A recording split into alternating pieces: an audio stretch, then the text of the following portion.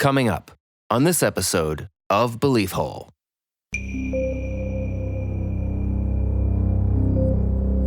Even if it's true in the paranormal way, where like there was an event that occurred that shifted, let's say, half of the world's population into a parallel universe, one universe over, there's no way you could prove that.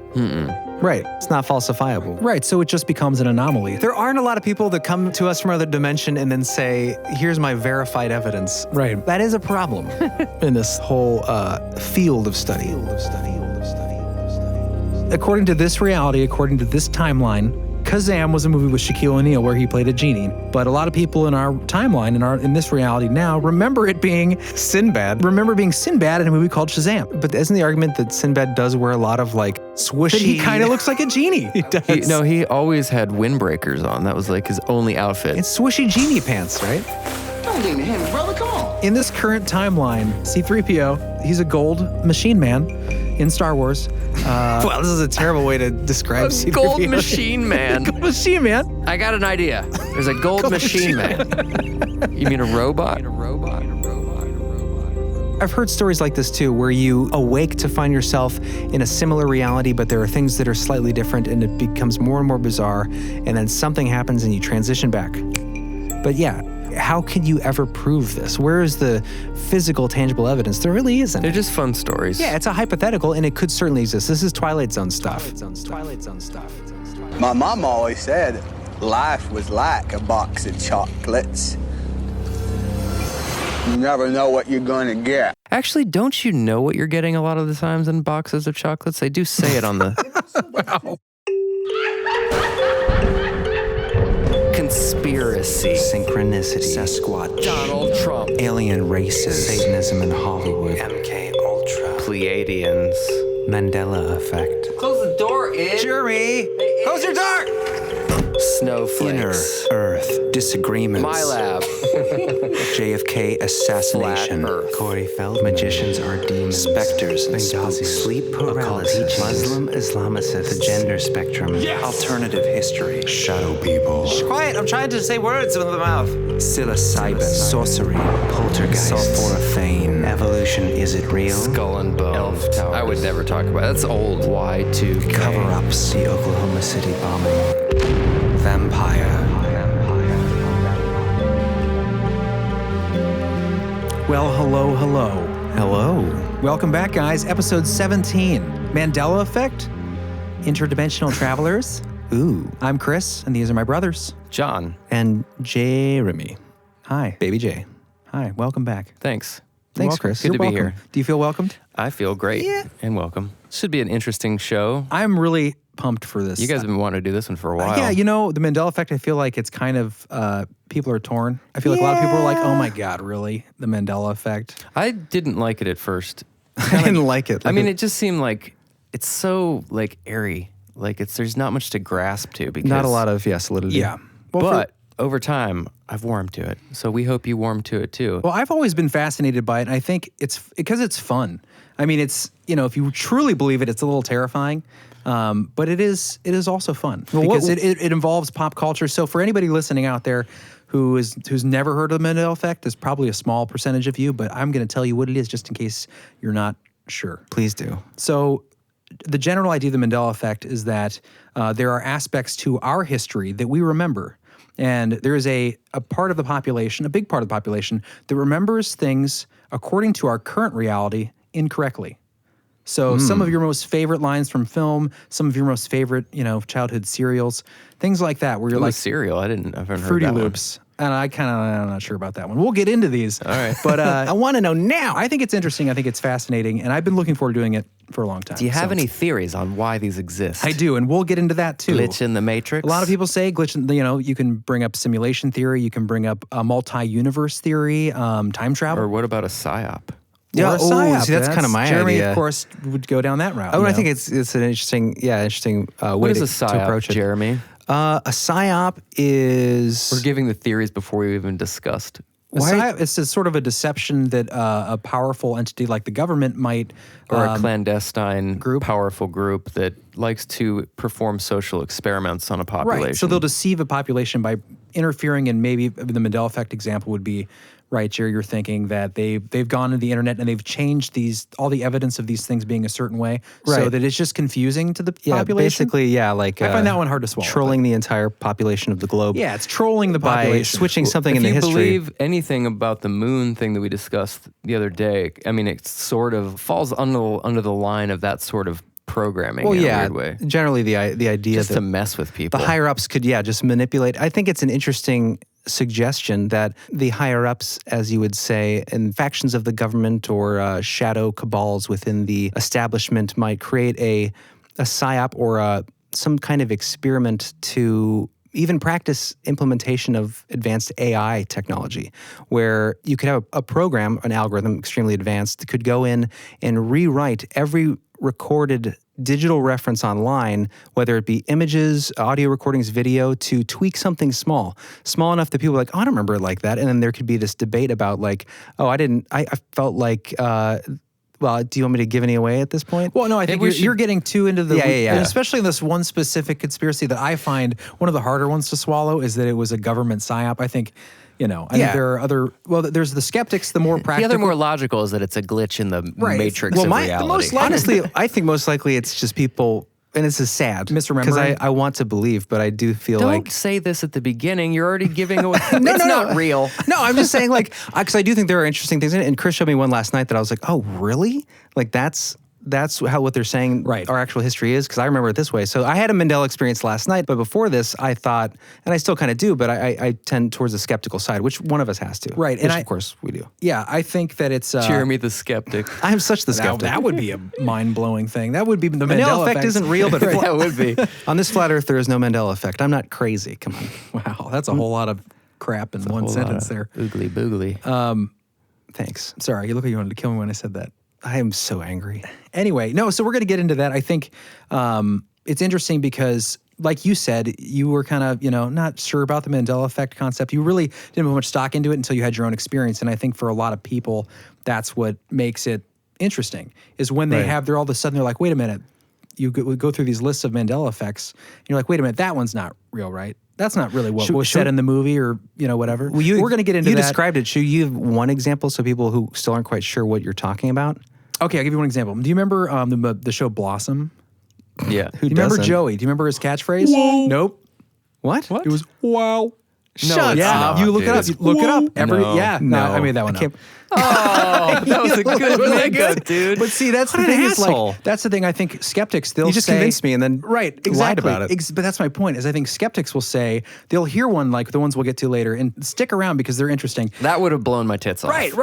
but that's the thing is, I feel like anytime you tell a hardened skeptic before they even hear the examples, they're already, in their mind, they're already certain that it's a subjective psychological issue. Yeah. So no matter what you tell them, they might be surprised, but immediately their response is going to be like, well, I'm just misremembering it. So it doesn't matter what so like if I made one up like that one. The reason that one couldn't work is because it was so used. Everyone said it. Right. At a certain point, it was the thing to make fun but of. it's a single word. That's another hard part, Okay, I'll too. give away the one. I mean, people listening, probably the majority already That was know a good the examples. fake out, but though. thank you.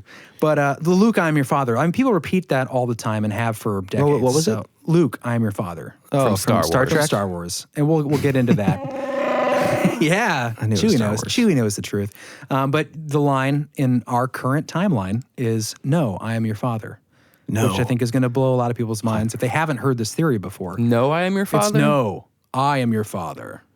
Yeah, that's definitely weird. Definitely weird because it's such That's one of those things that could have been taken out of context. Not out of context, but it just felt right and people just repeated it. That was also, too, a lot of the stuff is back in the day when we didn't have the internet. You saw something once, it was VHS, you'd rewind. Things were a lot slower. Right. Yeah. And that's kind of what I think could explain a lot of this stuff. I agree. And there's a lot of stuff in here that's kind of like, I don't know, buddy.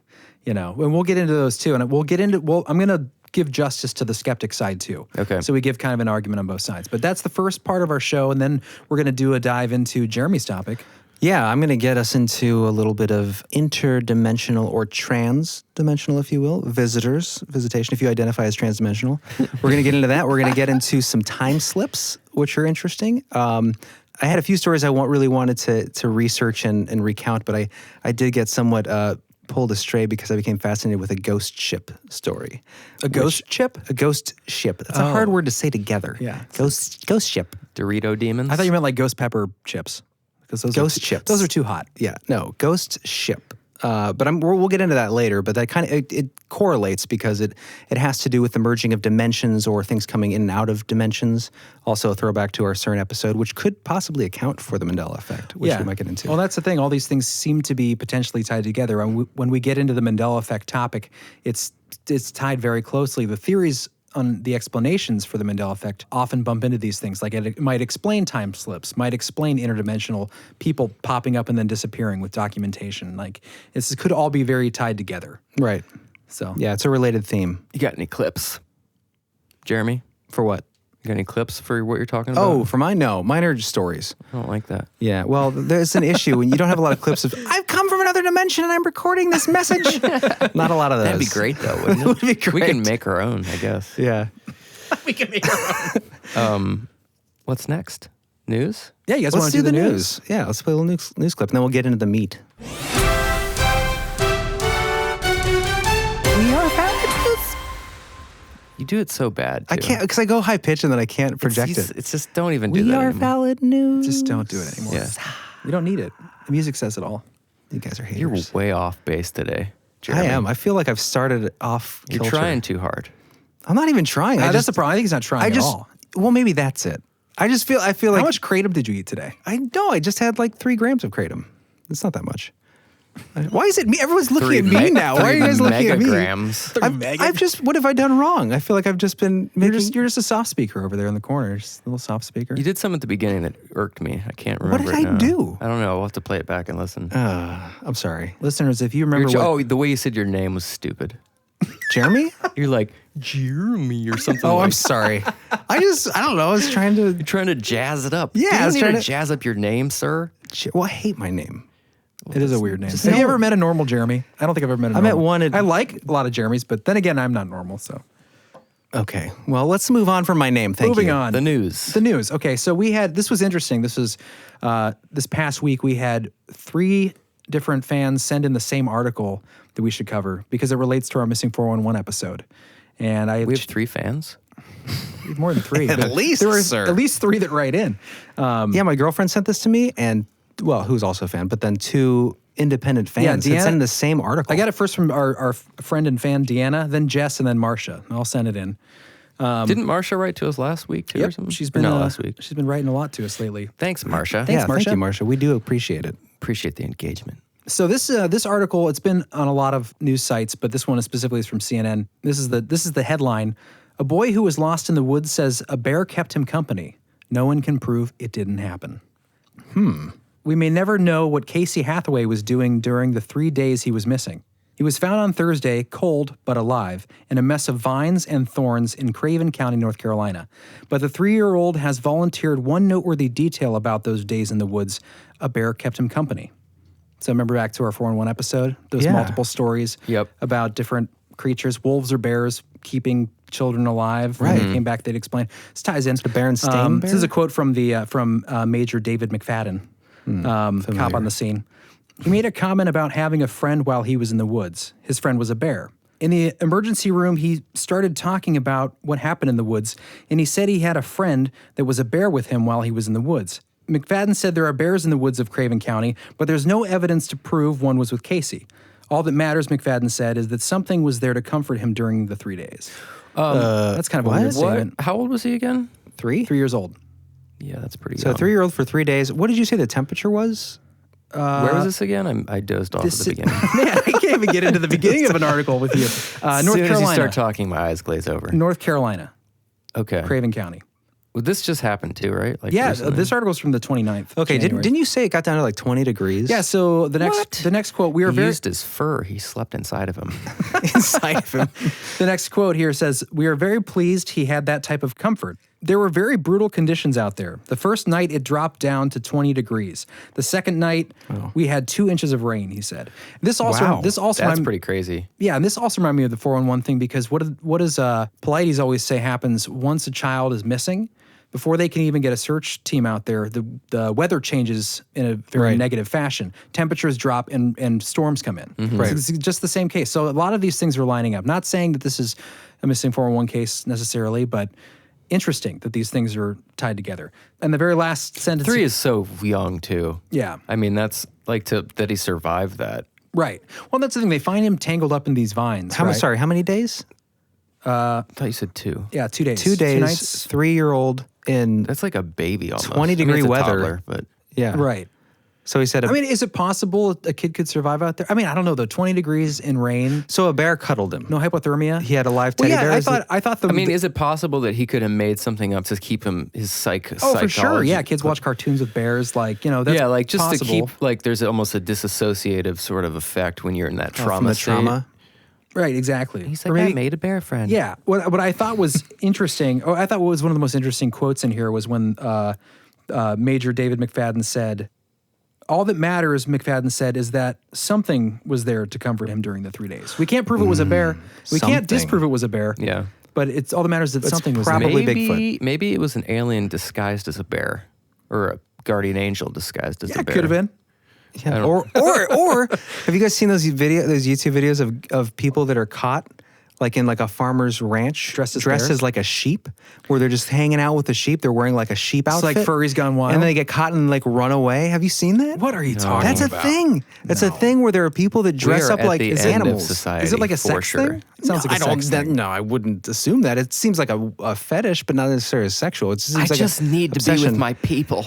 But that's so odd. Like people have been caught wearing outfits or skins What or do these people suits. do? Like, what do they have jobs? Like, they go to work the next day? Maybe they're just like rich. Like, Maybe what'd they're you do born yesterday, rich. Phil? Yeah, I hung out with some sheep, and Maybe I it's put like a on- rich guy it was who. great. Maybe it's a rich guy who like he already he established himself as like an empire builder in the industry, and he's done. Just He's wants like, to I'm go back to retiring. basics." What are sheep like? I'm gonna find out. And he just goes and like lives. And he starts to develop some kind of like connection with these sheep. And Yeah, he- well, I mean, thinking about it now, like, it kind of seems sort of interesting. If the sheep believed you were sheep. it's just weird that It's sort of like the people what do. biologists do in the field. Yeah, but that's the weird thing is when you do it and you don't tell anybody. Well, that and is you're just the guy out there and you catch some guy in your ranch with cuddling up to your livestock. Odd, but that I don't know. Maybe it's a guy who I'd is probably dressed like a bear. shoot him.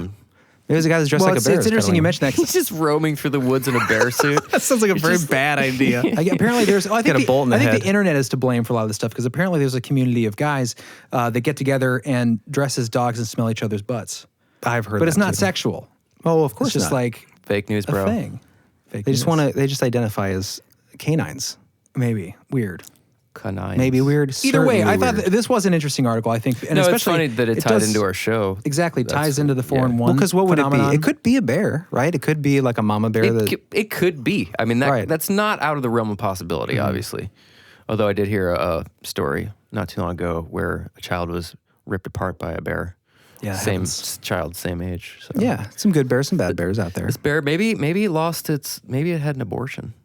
The bear? bear abortion? I mean, maybe A bear not abortion. an abortion. I couldn't bear it. Like a stillbirth or. Oh, and it needed to lost its replace that in cub. its heart, so Yeah. it searched out a. Seems like a big Weird that he assumption. got tangled in vines. The Stuck bear in just bear's leave like, him there. Yeah, the bear's like, I'm out. I'm not getting in those This thorns. is way too much trouble for me. No thanks. Oh, like he was taking care of him, feeding him berries. The kid wandered away. He's like, I don't have opposable thumbs. I can't help you out. I'm not getting in that. His claws, though, he can just shred him. He'll get stuck too. Yeah, interesting stuff. Okay. So is that That's your it article? for the news. I just had that one.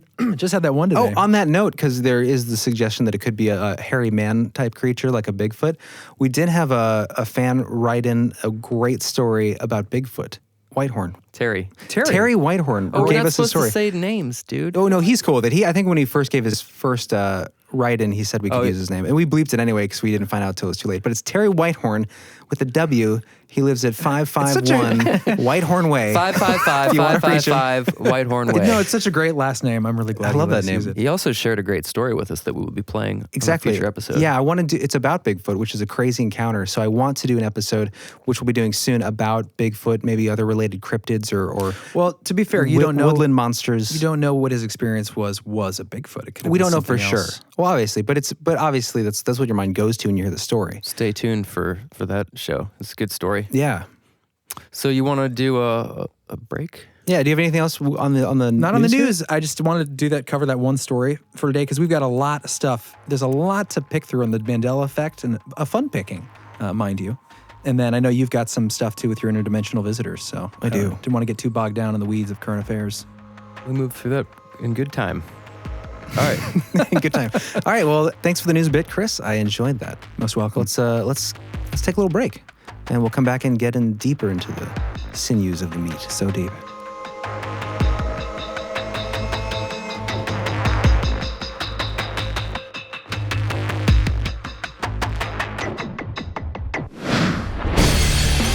More belief holes shoved down your ear balls? Not enough extreme banter in your day? Treat yourself. Belief hole takes you full throttle into the gooey McNasties with monster content in off-the-cuff episodes. Become a member. Get on your nerd pewter and surf the interweb to beliefhole.com. Access granted. Where you can sign up and get deep down the rabbit hole. Patreon. To get extra content, sign up as a patron at beliefhole.com or make a PayPal donation.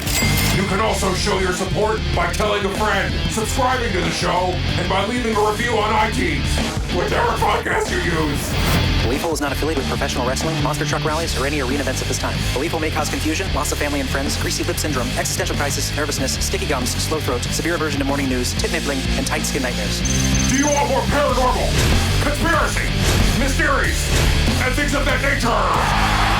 Then head over to beliefhole.com and click the Patreon button. The ultimate in entertainment.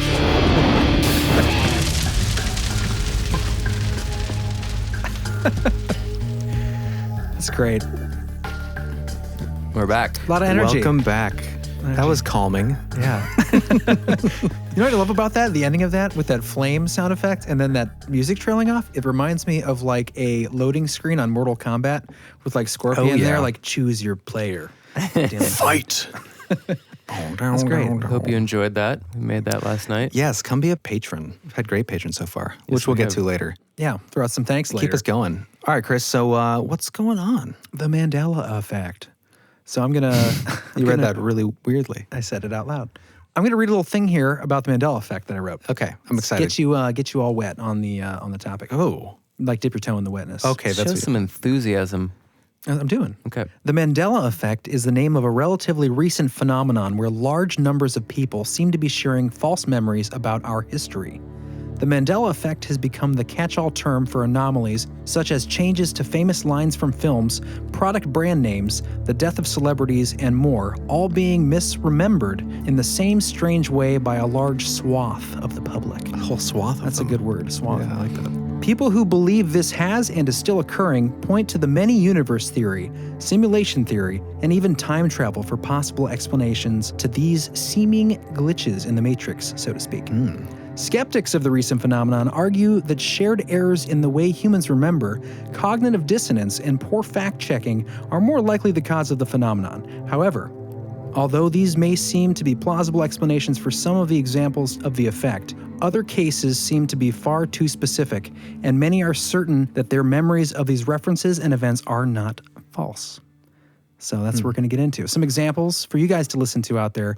Many of you will be familiar with some of these, and hopefully there's some new ones you haven't heard. And that's what I like about this phenomenon too, is that it gives you an excuse to go back into memory lane, specifically in the 90s, which is what I enjoy, where we are listening to like references of clips from films that we remember as kids, right? Cereal commercials, whatever it is. Yeah, there's a lot of nostalgia drummed up. Yeah, it's a nostalgia phenomenon, right? Which is interesting. Yeah, that's a good way to put it. Maybe that's one of the reasons I've always been attracted to it.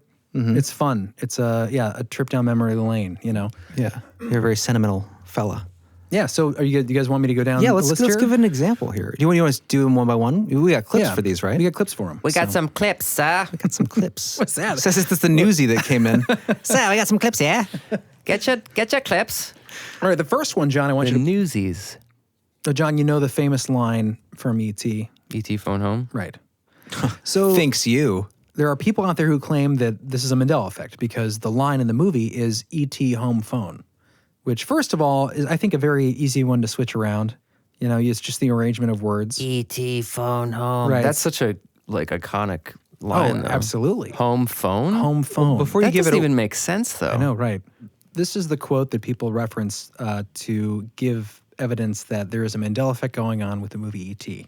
Okay. Because everybody remembers it being, as John said, E.T. phone home. Right. And this is the line. E.T. home phone.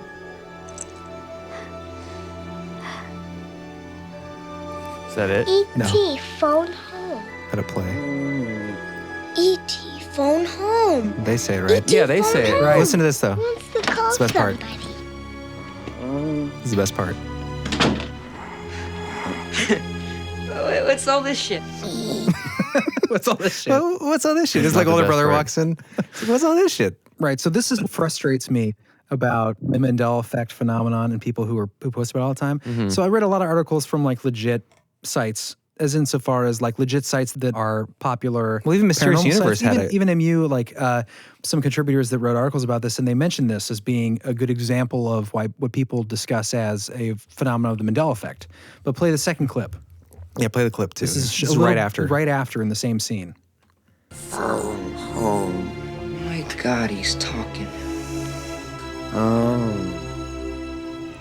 E.T. phone home. E.T. phone home. So he does say So he it. does say it. It's just at a different point in the Yeah. scene. It's just not the first thing he says. So that's what's frustrating. Yeah.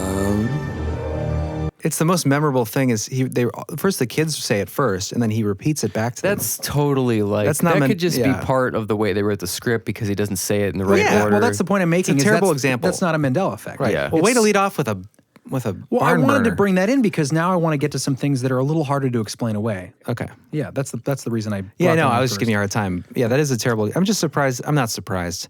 There are people that tout this stuff and don't do any like further. It's the lack digging. of right. It's the lack of investigation into the topic. Right. People just repeat what they read. And Investigative integrity.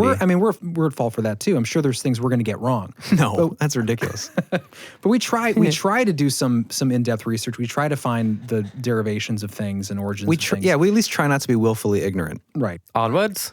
Onwards, Chris. Onwards. Okay, so the next clip, John, this is probably the most famous Mandela effect thing, and to me, it's honestly a pretty big one. So this is a clip from Star Wars. John, you remember the original line? The line everybody remembers: "Luke, I am your father." Yeah, this is a big one. This is a big one. So let's play it. And the reason I play this, and for those, and I'll spoil it now in case there's somebody out there who hasn't heard this.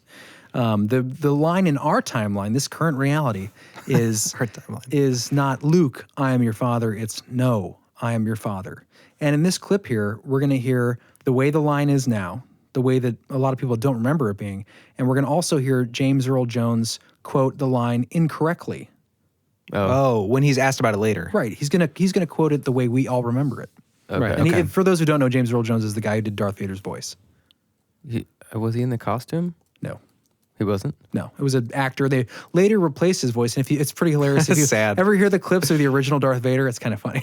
It's a sad story because this actor was like, Luke, I am your father. the actor spent the whole time in this movie playing Darth Vader and then didn't find out till later that, yeah, we're going to replace your voice. Yeah, I'm pretty sure.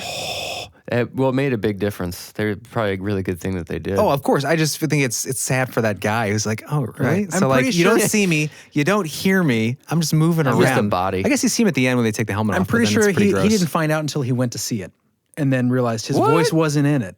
I'm pretty sure. I'll double check that, but I'm pretty sure he was like, "Wait, what? Well, that's not my voice." Oh, he didn't know. I don't even know why they could use his voice because it would sound awful. Well, I think he did a bunch of ADR afterwards, because okay. obviously you're not gonna be able to get through the mask. I might be wrong, but I'm pretty sure. But I can double Yeah, check.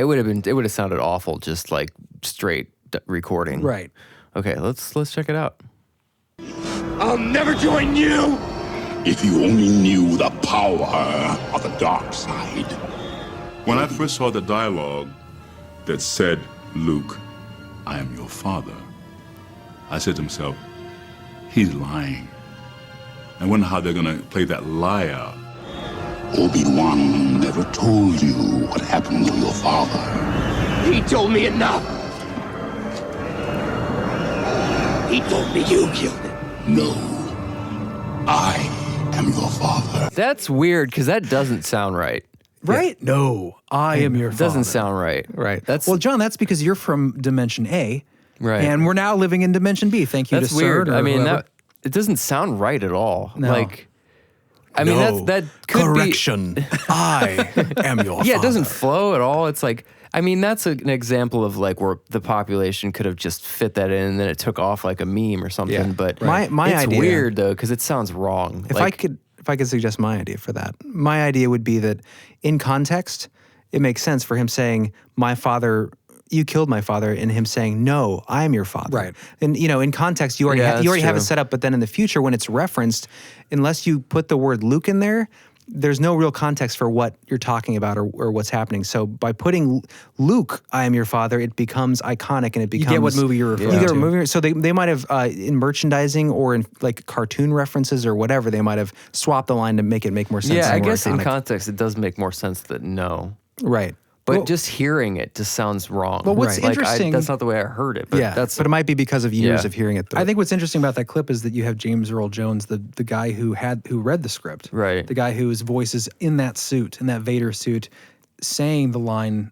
I remember when I read the line, Luke, I am your father, I thought, how are they going to play that lie through? How are they going to... Because he didn't know the ending of the movie. No one in that movie knew that was going to be... That was probably years and years later. Exactly. Right, well, that's the argument is that he's older, And like your memory is so frail, Right. like the ability to actually remember something specifically like that when you've heard it wrong so many times after the fact. I prefer to believe that it was Luke, I am your father. It was a dimensional hiccup.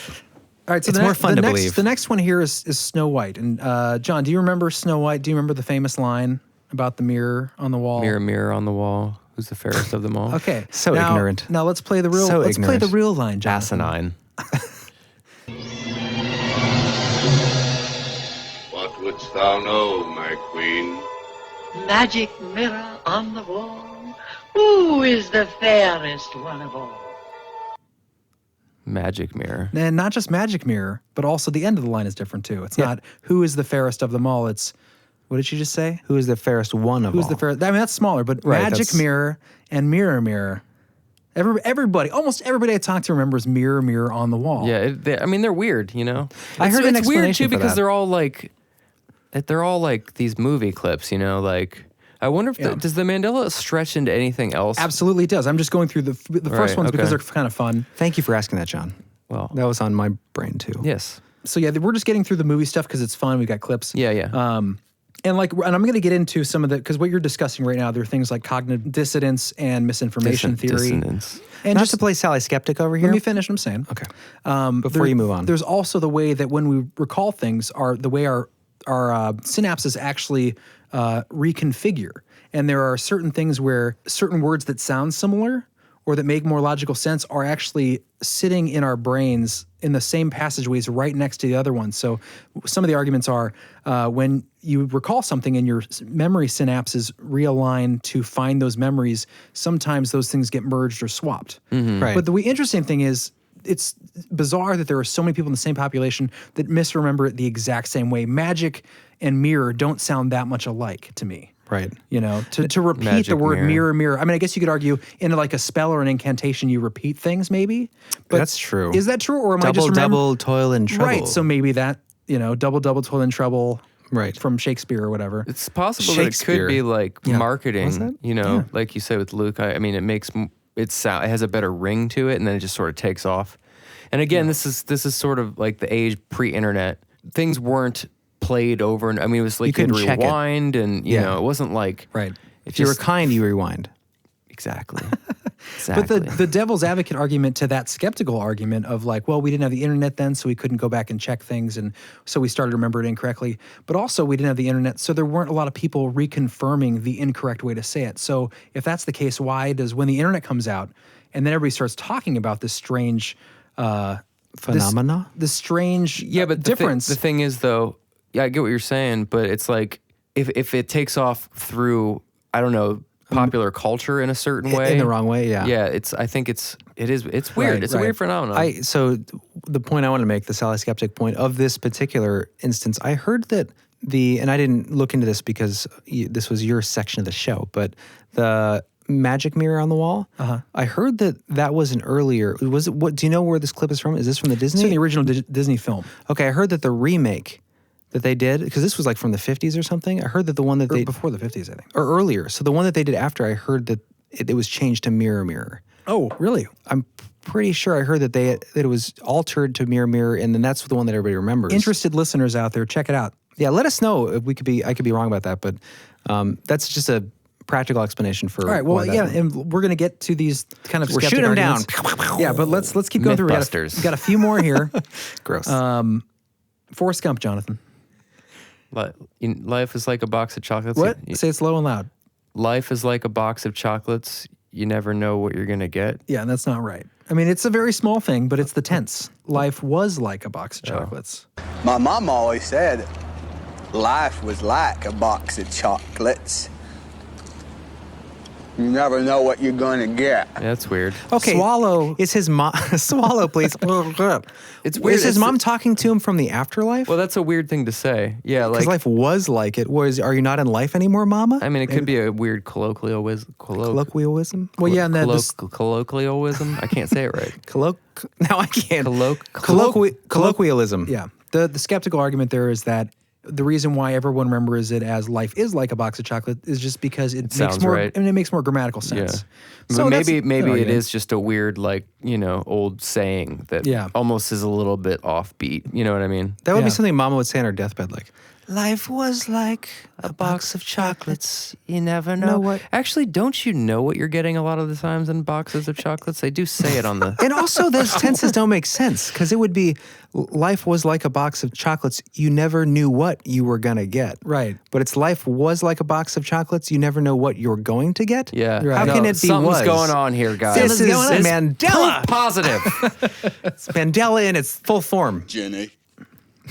Jenny. Nice. Love me, Jenny. Oh, I had a dream about Run Forest Run the other day, like 2 days ago. That's Jeremy's weird. like, no, it was a whole thing about it. That's neither here nor there. It was just weird. I'm dreaming about Forrest Gump. I'm seeing him everywhere now. Jenny. All right, we just got a couple more here to get through. How about we enjoy them?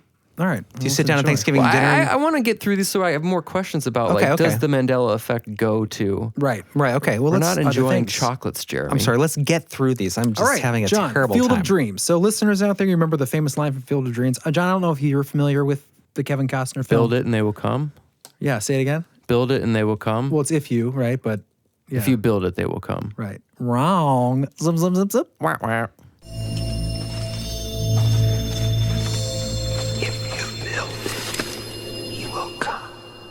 He will come? He will come. That's weird. Isn't that weird? But that's so It's so small. Well, that, and it's also whispery. Yeah, and also I jacked up the volume of that specific part. Yeah, that one could be easily misinterpreted. Because that very specific part where he says he will come is almost inaudible. So I boosted it so we could have it for reference, but I wanted to mention that. Should we play it again? Yeah. But in the original, he is almost inaudible. Well, that's a pretty easy one to miss. Right, and I think it's reasonable. Does it make sense, though? Well, it's reasonable to argue that people would think because the Field of Dreams brings a lot of these dead baseball players in. By the way, any millennials or Z dead baseball players. Now I'm not going to watch it. I was going to watch that. I mean, I think they come in early. That one, that's our friend Pat. I think he's got a. He would know about this. He's probably rolling his eyes right now because I think he's a baseball fan. I'm pretty sure he loves this movie, but the context of it is that there is a specific figure that the Kevin Costner character is his dad, attached to. Is it his dad? Anyway, we probably have some younger listeners that don't have any idea. Right, that's what I was going to say. So Kevin Costner was an actor and a director. Was a relevant actor. He's probably still acting. I loved Kevin Costner. Waterworld, thank you. Postman, probably my defining a highly paid film. actor, actually. He is, but you don't see him that much anymore. And no, he's not leading men, but he's still around. I think. You say he's not leading men? He's not leading men. He's not leading men. What was he's a guitar player. If you love post-apocalyptic fantasy type movies, The Postman. That was his thing in the 90s. It's probably and Dancing with Wolves is of course an amazing. Dancing with Wolves is an amazing movie. Post-apocalyptic. Right, scenario. they're all great. If you love post-apocalyptic but they're films, wonderful. Thank Kevin Costner for making that popular because he's the- lived through several of them. The golf movie. Oh, I don't even Tin Cup. I No, never thanks. even saw that. I just saw the poster and I was like, pass. It has a high rating on IMDb. Jeremy, golf is your favorite sport. I love golf. Putt-putt. It's a good Scottish And game. if you say golf backwards, it's flog. I did hear that. What does that have to do with anything? I just think it's a funny word. What is the reverse called when you reverse a word? reverse. Let's go play some Flog. All right, so the next clip, I hope the listeners are enjoying this as much as I'm enjoying this episode. Jaws. Oh, one of the best movies of all time. This is the one that freaked you out, Chris, when I first told you about the Mandela Effect. Let me preempt this clip by saying we were in Austin, Texas, John, right when we were moving you back up to Ohio for Christmas. And I don't think anyone was in the apartment. I was in there by myself, and Jaws was playing, and I watched it. It's a great movie. And there's this scene, and I'd never heard of this Mandela Effect, and I Googled it after I watched this scene because I was so familiar with the movie and this line. And the line I remember being, they're fishing for Jaws, this monster fish that has been killing people on the beach. Chum in the water. They're chumming the water. They've been waiting for him, nothing. And they kind of let their guard down, and one of the guys is up there trying to fix the line on the rig. And then right when that happens, a big jump for the audience members, the shark jumps up out of nowhere. And then he just kind of stumbles back and silently walks back into the cabin of the boat. And without even looking at the captain, he says, what I always remembered, the line being, we're going to need a bigger boat. But that is not the line. And that's how so many people remember the line. So let's play the line.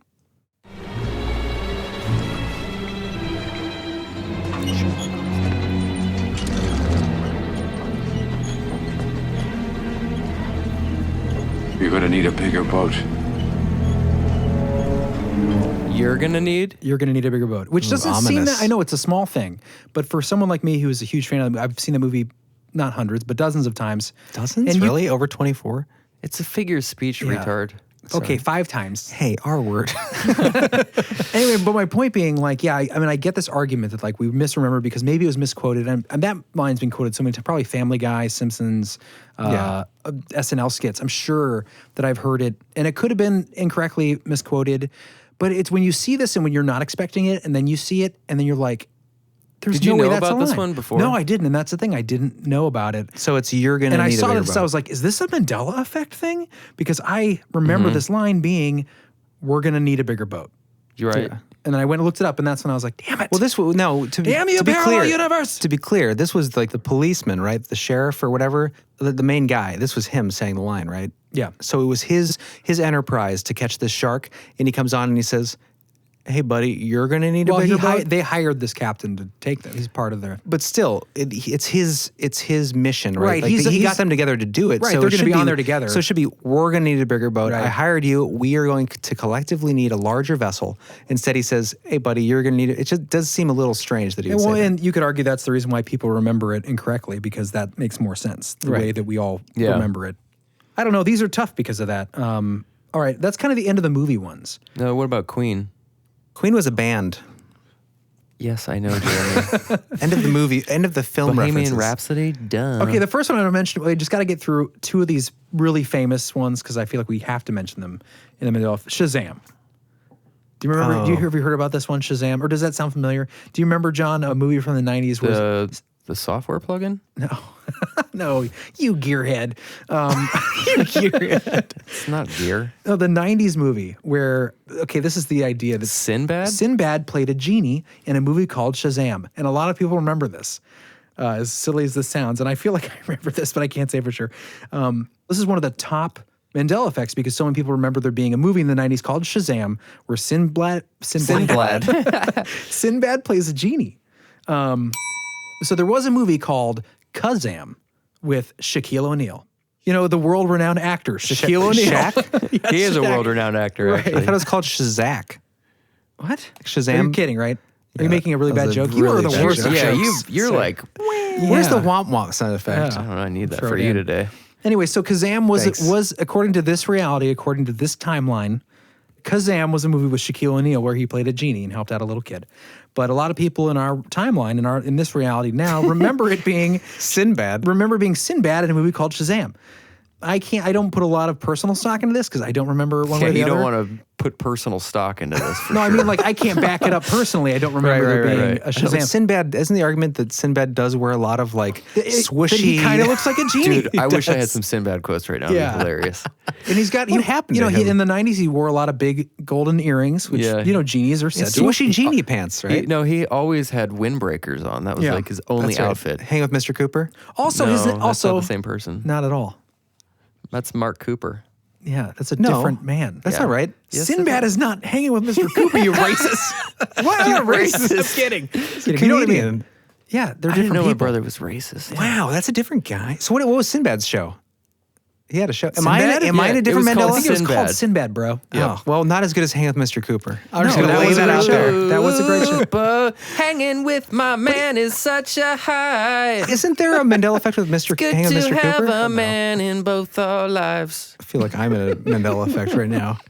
I can't Anyway, believe that wasn't Sinbad. let's get focused. Let me get back to this.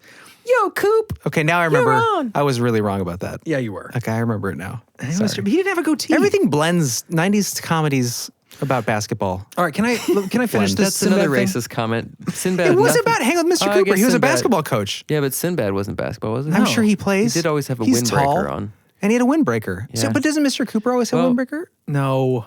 He didn't? Yeah, well. Okay, then I'm blending memories. A lot of the times he did. It's not racist. I'm blending memories. We're joking. It wasn't just his joking. dad was a cop, right? And then the young kid had that.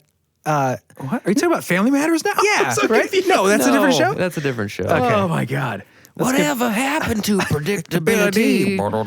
The milkman. That's Full House. See, the same songwriter. I think. All right, let's your get old back to familiar basics here. friends. Let's rein it in. To be clear, the I knew that bay. Family Matters was a different show. I was just trying to Okay. have fun. I was having fun. So the argument that the skeptics make Not about racist. the whole Shazam thing, which is a big Mandela Effect thing, is that Sinbad's name is a Arabic sounding name, and it comes that story of Sinbad. Aladdin, Sinbad, the sailor. Right, and there's a genie involved in those stories, so you would think Sinbad was the guy who played Sinbad, or who played in this genie Sinbad movie. was the guy who. This is getting out of hand. Can Yeah, you well, you guys went off on a tangent of 90s Okay. references. All right, we'll move along from Sinbad. You get the idea. Whoa, hold on. That also suggests whoa. this is to go into the Mandela side of things, to suggest that a group of kids in the 90s recognized that the classic story of Sinbad involved a genie. Well, yeah, they're cartoons. Maybe, but like for kids in the 90s?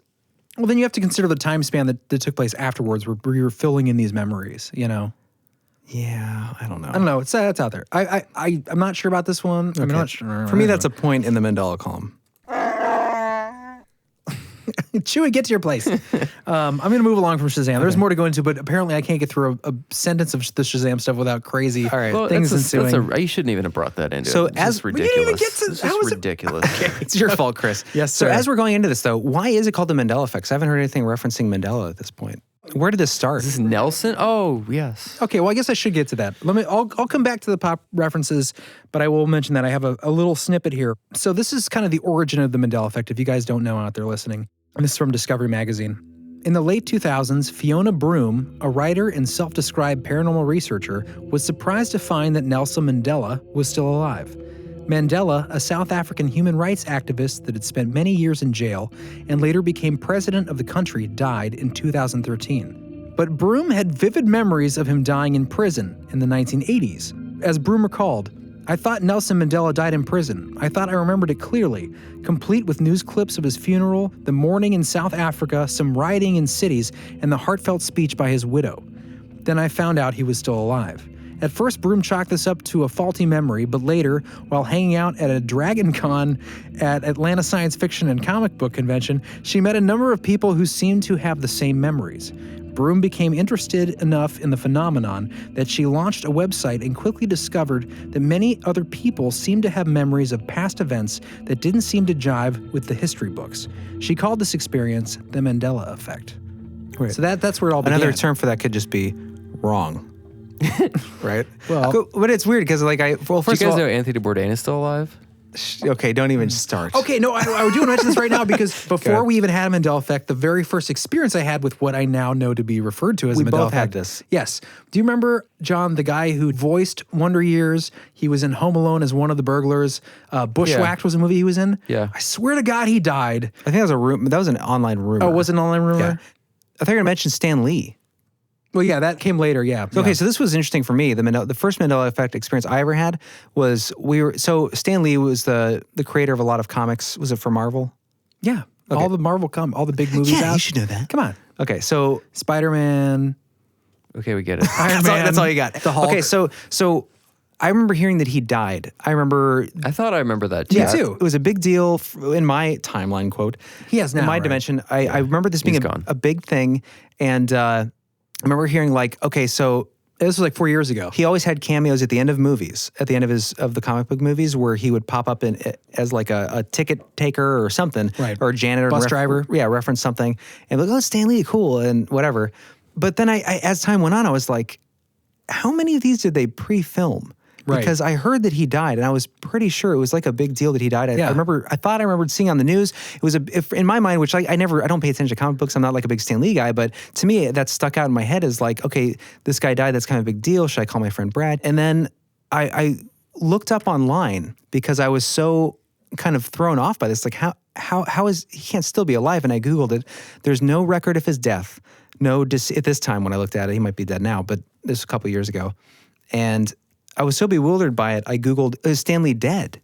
And I found a Reddit subreddit forum about people posting that they were sure that he had died already. And they all remembered the same news clips. They all remember everything. It wasn't just me. Yeah. And I mean, this could, like I said, it could be, another way to say it is you're wrong. And finish what you're going to say. Oh, but that's, but it is interesting now that you can go online and get like a backing of people that remember it so distinctly the other way. Maybe there's an event that was close that triggered that feeling, like another figure similar to him. Because especially now, we're just overload information, so much information all the time, every single day, that some other artist or something that was close to him, maybe another. But I'm not familiar with any other names in that field. I do remember that. I remember thinking that he had died at one point too. Well, I remember because it was the same time and we were over it. Because he just died recently, like within the last year or two. Yeah, this was like 4 years ago. We were at our friend Brad's house, and I remember talking about that exact thing. We're like, man, it's cool. Like, how many movies did Stan Lee film that little guest spot in before he died? And Brad goes, he's not dead. And Jeremy and I both looked at each other like, yeah, he is. Yeah, we both knew independently that he had died. Yeah, in this dimension, I just looked it up. He died in this dimension in like the last 5 months or 6 months. Yeah. It was November 12th, 2018. So yeah, for me it was years ago. Mm-hmm. Like at least 4 years ago that I was sure of it. You're just wrong. And there are more Spider-Mans with more cameos. It was just weird. All right, but anyways, should I just run through the rest of them and not worry about going into detail? Just list them off. Yeah, I think go ahead. Okay, Berenstein Bears, that's a big popular one. I can't believe you didn't get a clip for. Well, I guess that's not a clip. It's not really a clip. Yeah, this is a pretty interesting one. Yeah, if you haven't heard. Should we call Mom? This is the one where you call Mom. Should she think she's up? I think we'll just bypass that. Okay, let's do that. So Berenstein Bears, most of us. Beren what? Berenstein is how I remember it. I think almost the majority of people, I would guess, remember it being the Berenstein Bears. It was the Berenstain Bears in this timeline. In reality. Right. So it's just another example of something that confounds a lot of people. So it's actually Berenstain Bears. It's Berenstain Bears. So how did this come out? Did they create a new cartoon and they pronounced it appropriately? No. People have looked back to see the records thinking that the patent office they would show an example of like it was Berenstein and then it was changed to Berenstain. It's always been... Are you talking, this is a spelling then? A spelling and pronunciation. Because it wasn't said out loud by like... No, there was a cartoon. I know, but did they say in the cartoon Berenstein Bears? Yeah. They did? Then why didn't you find a clip? Well, they say the name. When did they say their name though? Like, we're the Berenstein Bears. Like, probably in the theme. I don't know. Google it. Berenstain. I don't think it's worthy. You should have had this together before we started. Oh my God. You see my notes here? Where are yours, sir? My notes were done on my music and the prep. And okay. I got the Berenstain Bears theme song. So here we go. If it's in here, it's in here. Somewhere deep in Bear Country. It's awful. Berenstain Bear family. Berenstain. Well, now. The kind of furry around the torso. Weird. People only more so. Okay, I'm going to stop it now. So they said Berenstain, and this is the cartoon I remember. And it's even spelled T-A-I-N. That's weird, because I do remember it being Steen. You wouldn't even pronounce this wrong. B-E-R-E-N-S-T-I-A-N. Berenstain. Yeah, that's odd, because I remember seeing it Steen. Yeah. I do. Okay, now that I look at that, I'm kind of weirded out by it. You're not alone. There's a lot of people out there that believe. That's why it's one of the top Mandela Effect examples. You're not alone. All right, the rest I'm just going to go through. Okay. That's bizarre. Okay, now that I look at that, Queen, We Are the Champions, and I had a clip for that one. Should I play it? Yeah, play it. So this is the gist of this one. A lot of people remember there being at the end of the line, "We are the champions." Then at the very end of the song, "of the world." Mm-hmm. So in most examples, you can't find that line. And this is kind of another... Well, you do, but it's earlier in the song, right? Earlier in the song. But this clip is an example of where he actually does say "of the world" at the end. So this is the one example. So the example you have is disproving the Mandela. It's disproving the Mandela, at least for this example. That's great.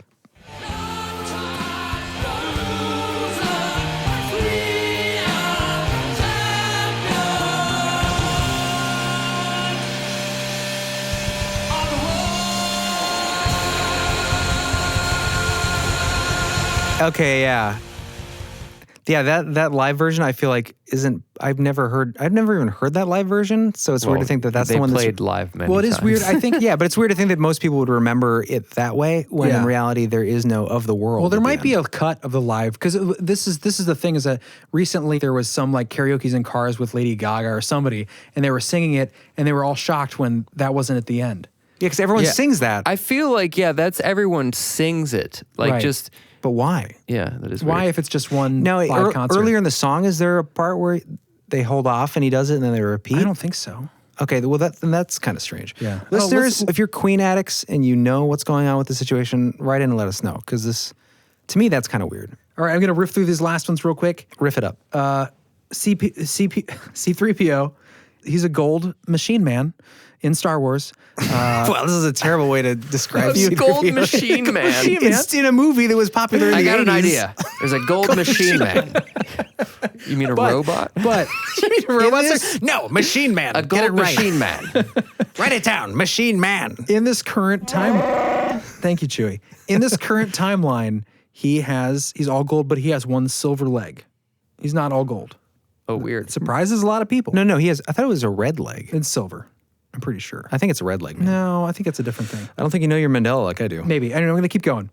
I have honorable mentions here. Kit Kat. Kit Kat bar. This is funny. Honorable mentions. Honorable mentions. Kit Kat you're bar. right, it's silver. Kit Kat bar. Most people remember Kit Kat having a dash on the bar in between Kit Kat. There's no dash. It's just two words together, Kit Kat. Not that big of a thing. Fruit Loops. That's the other one. I don't find that interesting. It could be a misremembering of how it's spelled.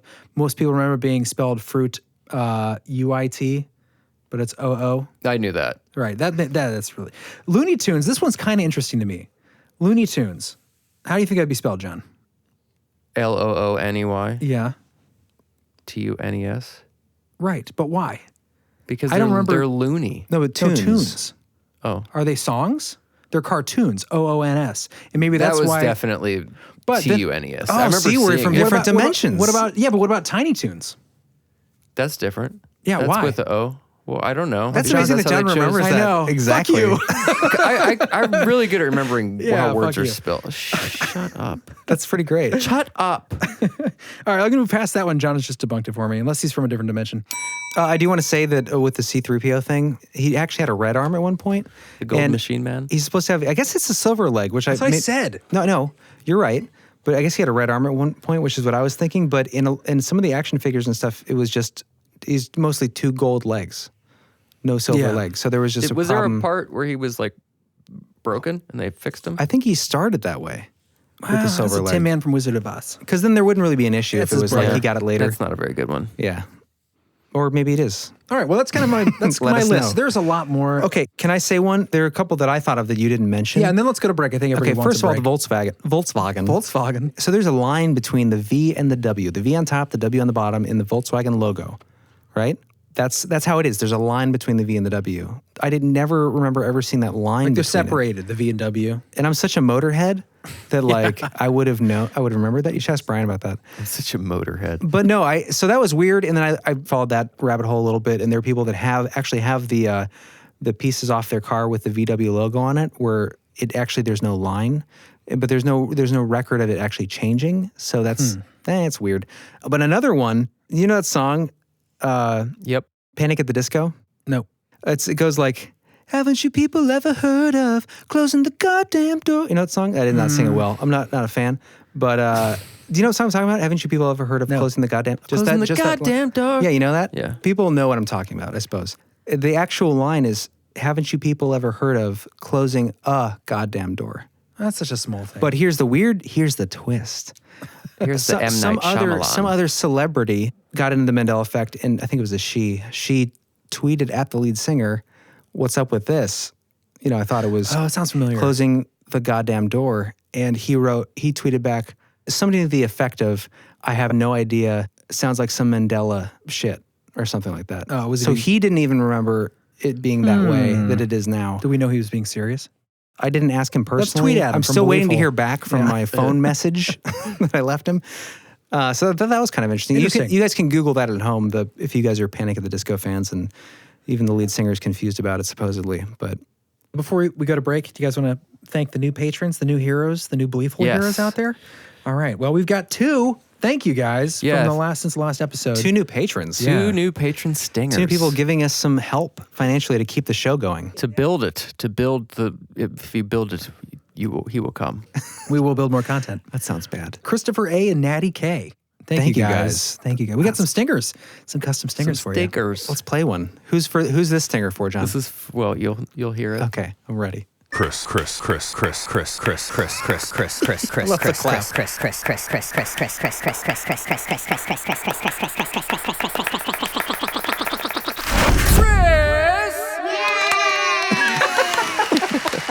That was bizarre. Yes, they're very weird this time. That was great. Thank you, Chris. Thank you, Chris, so much. Thank you so much, man. Yeah, And thanks for the correspondence, dude. I really hope that appreciate didn't make you unsubscribe. No, that was weird. Did you? I feel I just pictured you clapping along with it the whole time. Yeah, these are pretty bizarre stingers, but I like it.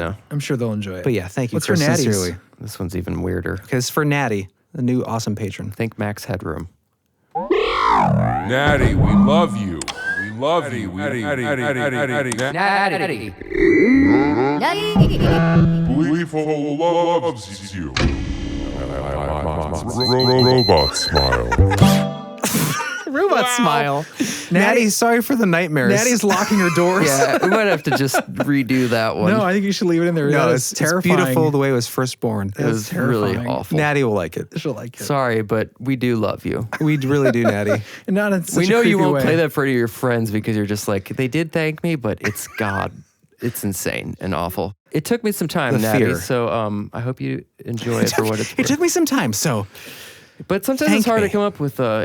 If you guys do sign up as a patron and you want to send us a message, just tell me something about yourself, and maybe we can make a more personalized stinger instead of having to just. And let us know if you want us to use your last name, because we're never sure, so we just do first names. But eventually, if you want, if you're cool with us using your last name, we can make it a little more personal. It's true. But we get that might call you out on the interwebs. So. Well, you guys want to take a break? We'll come back. I'm going to wrap up the Mandela stuff. I just want to mention the possible paranormal reasons for the Mandela effect and the skeptic argument. And we'll go through it pretty quick so we can get into Jeremy's tasty interdimensional visitors. Don't sell it too hard. I'm going to sell it all the way downtown. All right, let's do it.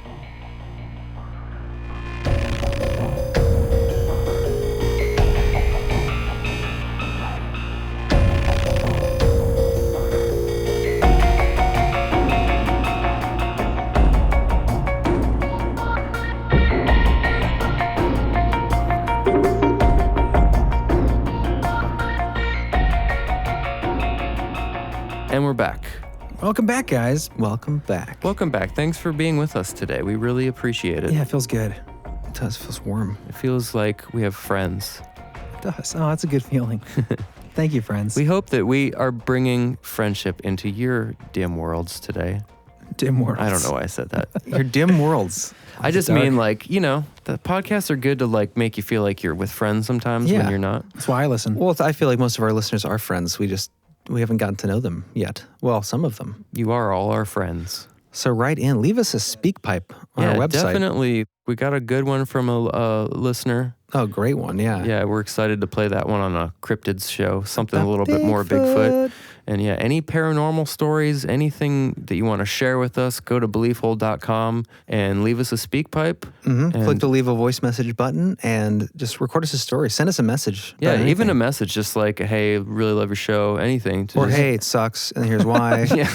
Whatever we do it is. appreciate it. Like, we got I think, what episode was that?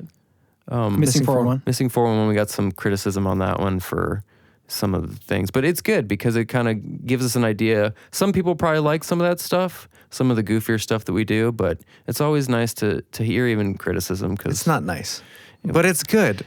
It's healthy. It's instructive. It's nice at the end. It is. Yeah, at the end of the day, they say, "But good job, oh, that's guys." good job. So it's encouraging.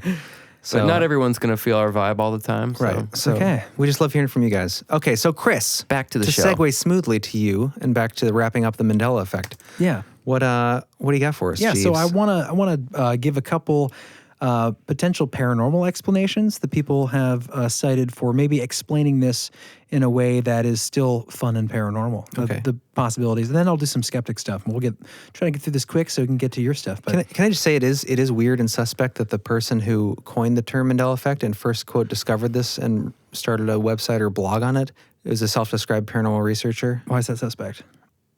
I don't know. It had to be somebody. That's true. Maybe she was more aware of it because she's in the paranormal field. Just feels like, yeah, there's a new kind of ghost, and I recognize it because I'm a ghost hunter. I think the part that's kind of exciting about it is the fact that she put this up because it was a strange occurrence in her life and her memory. And initially she wrote it off until she started talking to people. And then she put up the website, and then you had thousands and thousands of people saying, no, I remember it this way too. So it's not like she invented it. No, that's true. Phenomenon. I guess I just feel like if she just pointed it out first. If it was a physicist who was like, I remember things differently than they were. I've started a website and to research this phenomenon. I think the person that would figure it out, though, or at least notice it, would be someone that's into the paranormal. Right. Or be open to the idea that it's not just her misremembering. Physicists are going to be like, that's fucking impossible. Well, it's you would stupid. think that, but the very first thing I'm going to discuss here is the multiverse theory, which was initially argued by physicists. So I'm going to break that down right now. Let's do it, Chris. String theory? The many universe theory, yeah, right? So, okay, and pay attention because this is it's thick science, but it's, just put on your listening cap. I have a little bit on this too. That's probably not so Okay, thick. so this is from Discovery Magazine. It relates directly to the multiverse theory in regards to our topic tonight, the Mandela Effect. Quote, when not directly observed, electrons and other subatomic particles diffract like waves, only to behave like particles when a measurement is made. Essentially, it's as if these particles exist in multiple places simultaneously until directly observed. The Nobel Prize-winning physicist Erwin Schrödinger explained this strange concept with the Schrödinger's cat thought experiment in 1935. If a cat were placed in a box with a radioactive decay detector triggered to break a flask of poison when activated, a decaying particle existing as a wave would yield two simultaneous macro-scale realities.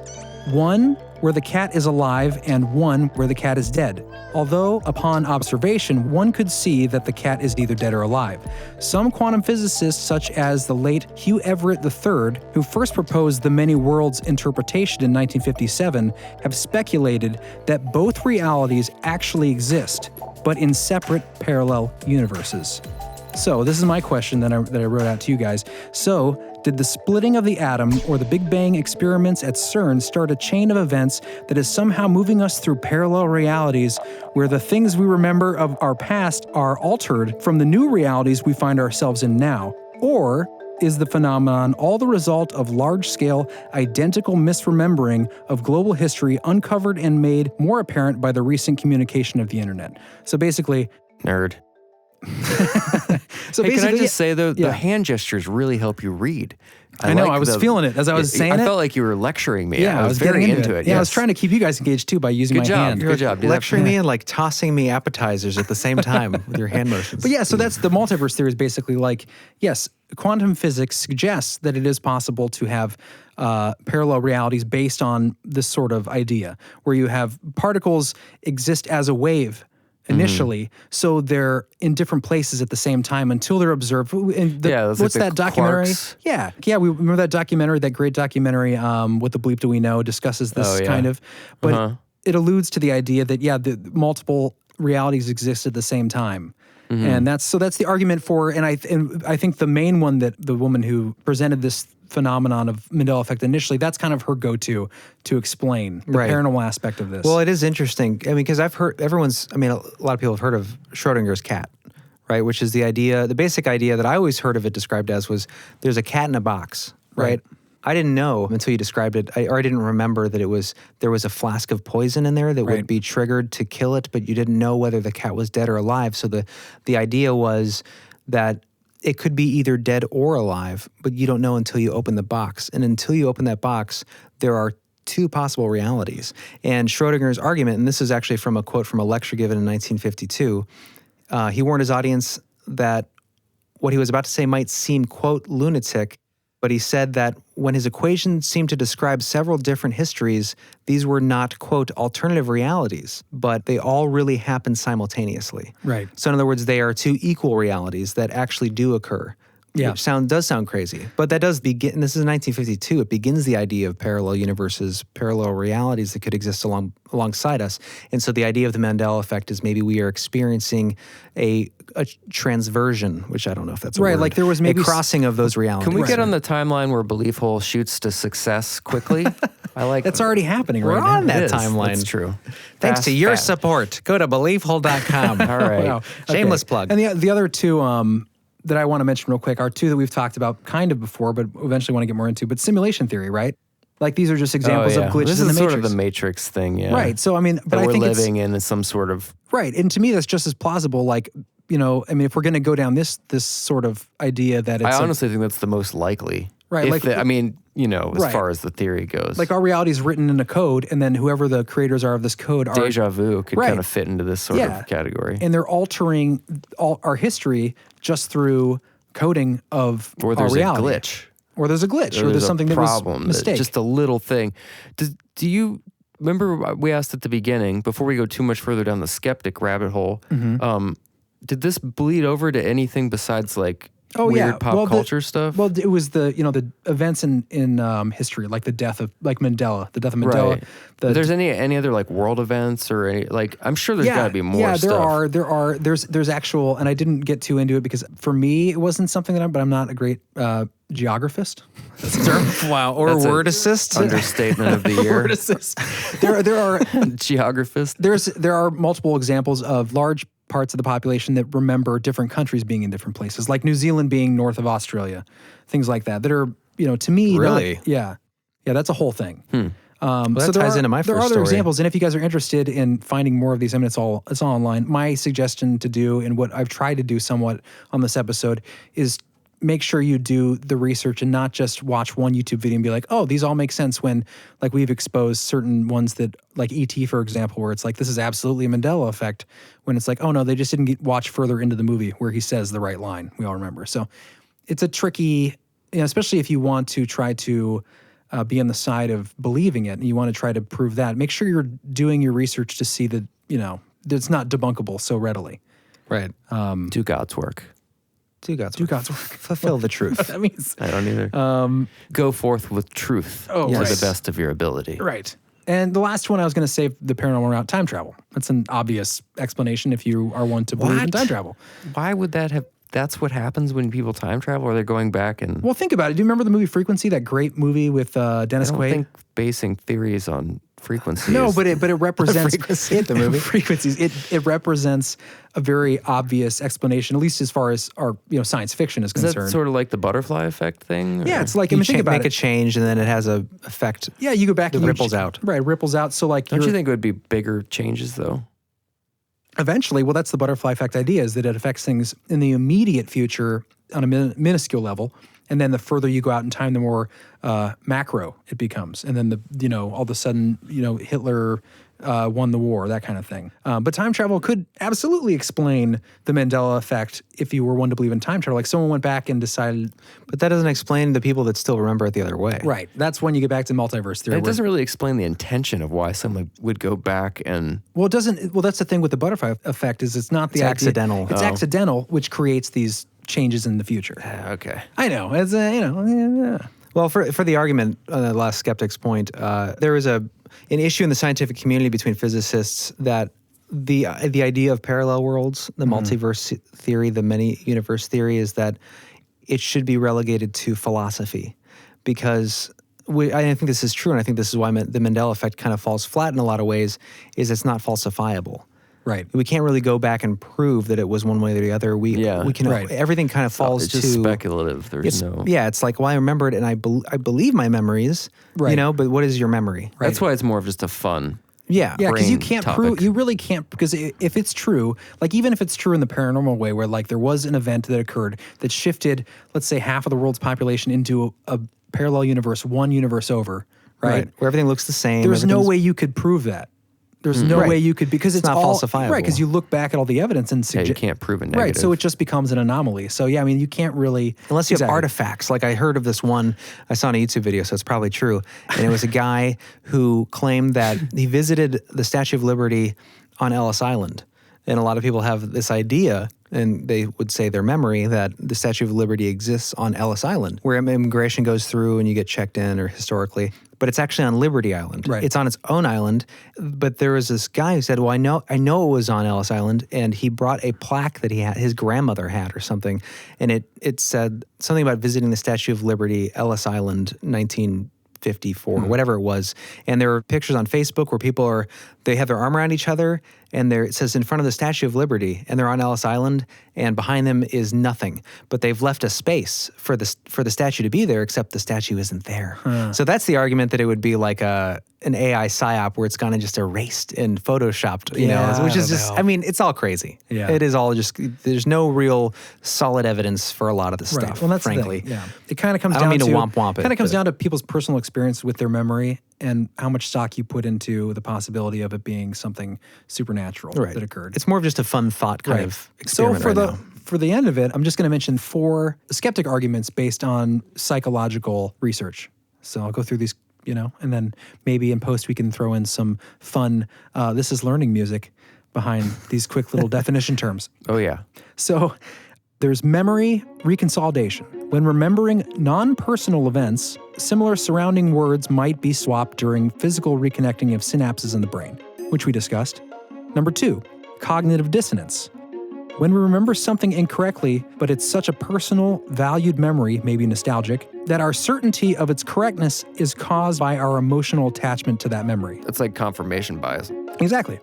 The misinformation effect refers to the impairment in memory of the past that arises after exposure to misleading information. And the last one, confabulation. My favorite. When we don't have a complete memory, we fill in the missing parts with something that seems logical, and because of the way our brains are wired, this can result in the original memory being changed a bit. Mirror. I think we're all guilty of that. For sure. In all sorts of ways. Right. And so these are real things that occur. So it's easy to look at the Mandela Effect and be like, well, I'm going to take these 4 things and say, all the Mandela Effect experiences are some sort of combination of these different psychological issues. But it really comes down to, if you have an experience, it seems much harder to explain them away with these examples. It really comes down to that. So I don't think it's something we can prove or disprove, but it is interesting. Yeah, it's interesting. You know? It's a fun topic. It's a fun YouTube well. I also think it's fun. I mean, and again, if it keeps changing and there's no way to falsify it, it doesn't really mean anything.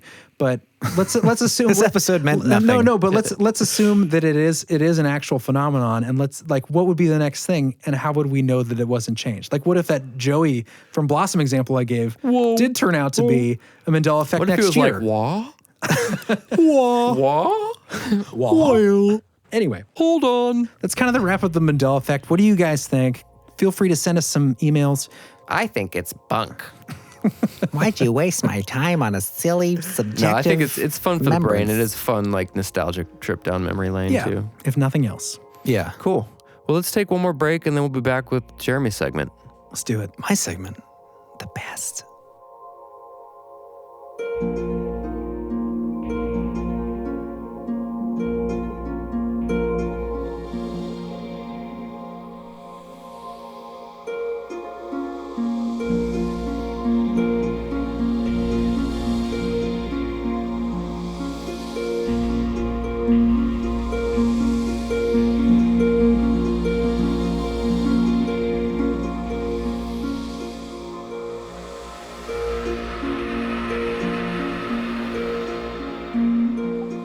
Guys, we're back. Hey guys, welcome back. And gals, sorry. We're not trying to be sexist here. We hope you enjoyed the break, and now we're going to get into the 3rd chapter. Or is it the 2nd chapter? Second chapter. I guess it's the 3rd segment. 2nd chapter. Good start, Jeremy. Confusing. Make sure you get I'm confused. Take a sip of water. You're hearing a lot of mouth noise. Hold on. This Jeremy, part of come the on, bud. effect. Is that better? Dude, no. My girlfriend almost broke up with me the other day because I gargled Mountain Dew. Apparently that was Like really true that white was really trash. gross. Why did you gargle Mountain Dew? Is that a mouthwash? I don't know. Hillbilly mouthwash. It was the same color. It's figured to be effective. Ew. All right, getting into the some examples of this idea of cross-pollination of universes and dimensions. We didn't mention this before. We had talked about what could be causing this. I'm not going to get into this. We did briefly mention CERN, which actually did start around, what was that, the 40s, 50s originally? Way back? Some experiments, not really what we covered on our episode. Okay, but I wonder, and I didn't look this up, so if you guys are out there and you're deep in this stuff, I wonder when they did the first experiments. Like when did I know it's not specifically related, but the Philadelphia experiment, right, with the attempted supposed transportation. What do you call that? Teleportation. And you had sailors stuck in bulkheads and messing with space-time. Yeah. It just reminds me a little of the CERN experiments, and CERN started back then. I wonder when the first Hadron Collider was fired up. I'm not sure about that, and I could be totally off on that. But that's going to relate to what you're talking about? Well, around that time and around, we mentioned the Schrodinger's cat, and when they were first discussing those ideas was in the 50s, right? Well, this story comes from 1954, just 2 years later. Oh. This is the story. Listeners out there might have heard of the story if they've been on YouTube at all in the last couple of years. Probably. This is called The Man from Taured. John, are you familiar with The Man from Taured? No, I'm not. So I'm gonna do the story. There are multiple versions of this out there. I'm gonna kind of go over the one that I'm familiar with, and then we can talk about its tenacity as far as being a qualified story to be taken seriously and such. Good God, Jeremy. What is going on? Do you like my brevity and how I get to the point? Are you purposely trying to make it as long as possible? He's elaborating. All right, so The Man from Taured. Okay, so the year is 1954. Tokyo, Japan, there's an airport called Haneda Airport. Okay, it's a particularly warm summer. No, I'm not trying to mess with you. This is actually the story that was recounted. Okay, according to this. You're just giving me these eyes. I'm looking at Chris. You're reflecting them off of him to me. Just go. So 1954, a man approaches a customs desk in Haneda Airport in Tokyo, Japan. It's a pretty normal business trip. The man approaches the counter, tells the officials that I'm here on business, right, in Tokyo. I've been to Japan 3 times this year. I'm just doing my routine. He hands him the passport. They're going through the thing. Everything looks fine. Everything checks out. He's got all his stamps, everything he needs to have. Until one problem. The country of origin that he's coming from is a country that does not exist. The country is called Taured. The customs officials are bewildered. They're concerned. They think maybe this man is trying to get into the country illegally. They hold him, and he's starting to get confused and upset. He's wondering why they're stopping him. And they say, well, sir, this country does not exist. It's not a real country. And he says, of course it exists. This country, Taured has existed for 1,000 years. Are you pranking me? How could, I don't understand. So he's starting to get irate. So they bring a map of the world, bring it over to him. He points to where the country is, and on the map is the country in our world known as Andorra. It's a small province between France and Spain. But this upsets him even more. He thinks that they're pulling some kind of prank on him, and he can't understand why. You know, this guy's, I would assume, cursing in French. French was his native tongue. He supposedly spoke several European languages. I think he spoke Japanese, so Asian languages as well. But he's having a fit, right? And so he gets so upset that the officials say, all right, well, we can't let you into the country. We don't know what's going on. They hold him in a holding room in a hotel nearby. And they have custom officials stationed outside until they can clear his story. They can figure out what's going on with this guy. He might be a danger. Yeah, they don't know, is this guy a terrorist? Is he a spy? You know, coming to the country. But the weird thing is everything looks legit. Like he has the passport, the stamps all look official. It's just the country doesn't exist. So it's just bizarre. So they hold him over. Next day they go into the hotel room, which is supposedly stories up. Open the door where officials had been stationed outside overnight. The man's gone. Passport's gone. Every piece of evidence that they have of him being there has disappeared. They don't know how he could have escaped. They had people out front watching his room? They had officials out front watching his room, according to this story. And the man just disappeared. He comes from a country that doesn't exist in our world. Right? Creepy. Would be extremely unnerving if it weren't for the thin amount of references for the story. So here's the problem with the story. And this story is passed around online. And John, when I told you about this, and I was excited to do a topic on this, I had heard the story and it was passed off as like, well, this is a reported, verified fact. There's records of this. Right. The problem is there's almost no documentation to back up this story. There is, it's included in a book called The Directory of Possibilities from 1981, where it's just a brief line about a man that appears in Tokyo saying he comes from the country of Taured. Right. And it doesn't exist. And then there's another reference from another book called Strange But True, Mysterious and Bizarre People. So this is the problem. It's a fascinating story. There are accounts referencing it in other books claiming to be true, but there's no real documentation of the story. So did you guys enjoy me regaling you of that story that really has no real basis for us? I mean, it's an interesting concept, and it's told a lot. It's kind of like it's become like modern folklore. Yeah, I wanted to tell that one first because if you Google like man from Taured, or person from other dimension or people that shouldn't exist, you're going to get this story first, and they'll often reference it as just a true story. But the problem is we don't have any records of it. It could just be like folklore. Exactly, it is a very folklore-esque kind of story. So. But you're right. You're welcome and good night. It is passed off a lot as a lot of fluff in this episode. No, I'm waiting for something real tangible. We're doing our due diligence, I think, is the key, because that man from Taured story you hear all the time on YouTube, you hear it on other podcasts, and people pass it off as like a legitimate documented case where, I mean, it's possible that it was a real occurrence, but there's not much evidence to back it up. And I think it's important to point that out. Right. Mm-hmm. Boom. Yeah. Okay. So I'll do one more story that also I'm not sure of the veracity of. Should I say that up front? Sure. These are because there just aren't a lot. There aren't a lot of people that come to us from another dimension and then say, "Here's my verified evidence." You know what I mean? Here's my e-check pass. And that is a problem in this whole field of study. But stick around because there's some interesting stories coming up. This next story takes place in Utah. Gadainton Canyon. I might not be pronouncing that correctly. Gadainton? Yeah. Gadainton to you, sir. Gadainton to you. Gadainton? It's spelled Gadianton. Gadainton. Anyways, it's a place. Gadainton Canyon, I'll call it. It's a place that exists in Utah. Okay, in Utah. So apparently this area is a hotspot for strange occurrences. And if you've driven out west, especially through Utah, you'll feel that when you're out there, for sure. It's a magical place. Mm-hmm. It is a magical... When I drove through there, it reminded me of... It was like God's canvas of experimentation that he never finished. That's what the Mormons thought, too.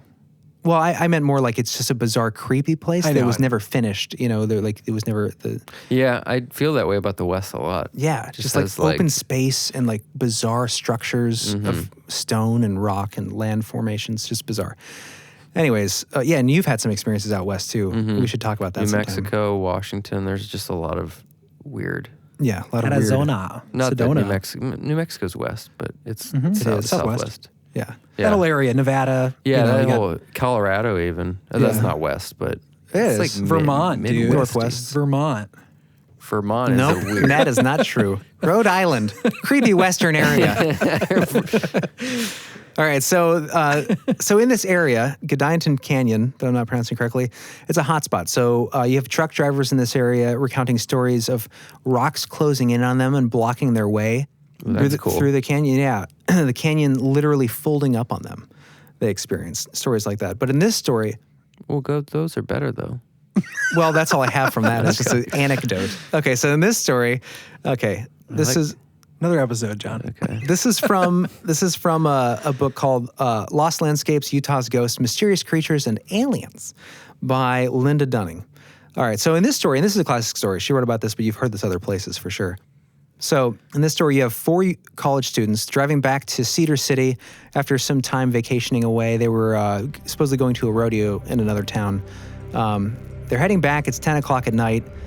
As they come across a railroad crossing, there's a forked road ahead, and the girls mistakenly take the wrong way. Now, they end up taking the Red Rock Canyon instead. Suddenly, as they're driving, the blacktop road disappears beneath them, and they realize they're driving on white cement. Figuring out that they're lost, they back up and turn around. Instead of seeing the desert highway, they were surrounded by grain fields and ponderosa pines. They continued to retrace their path to the highway, but couldn't find it. Suddenly, they saw a roadside tavern with a red neon sign, but they couldn't read what it said. Some men came out of the tavern, and the girls decided to stop and ask them for directions.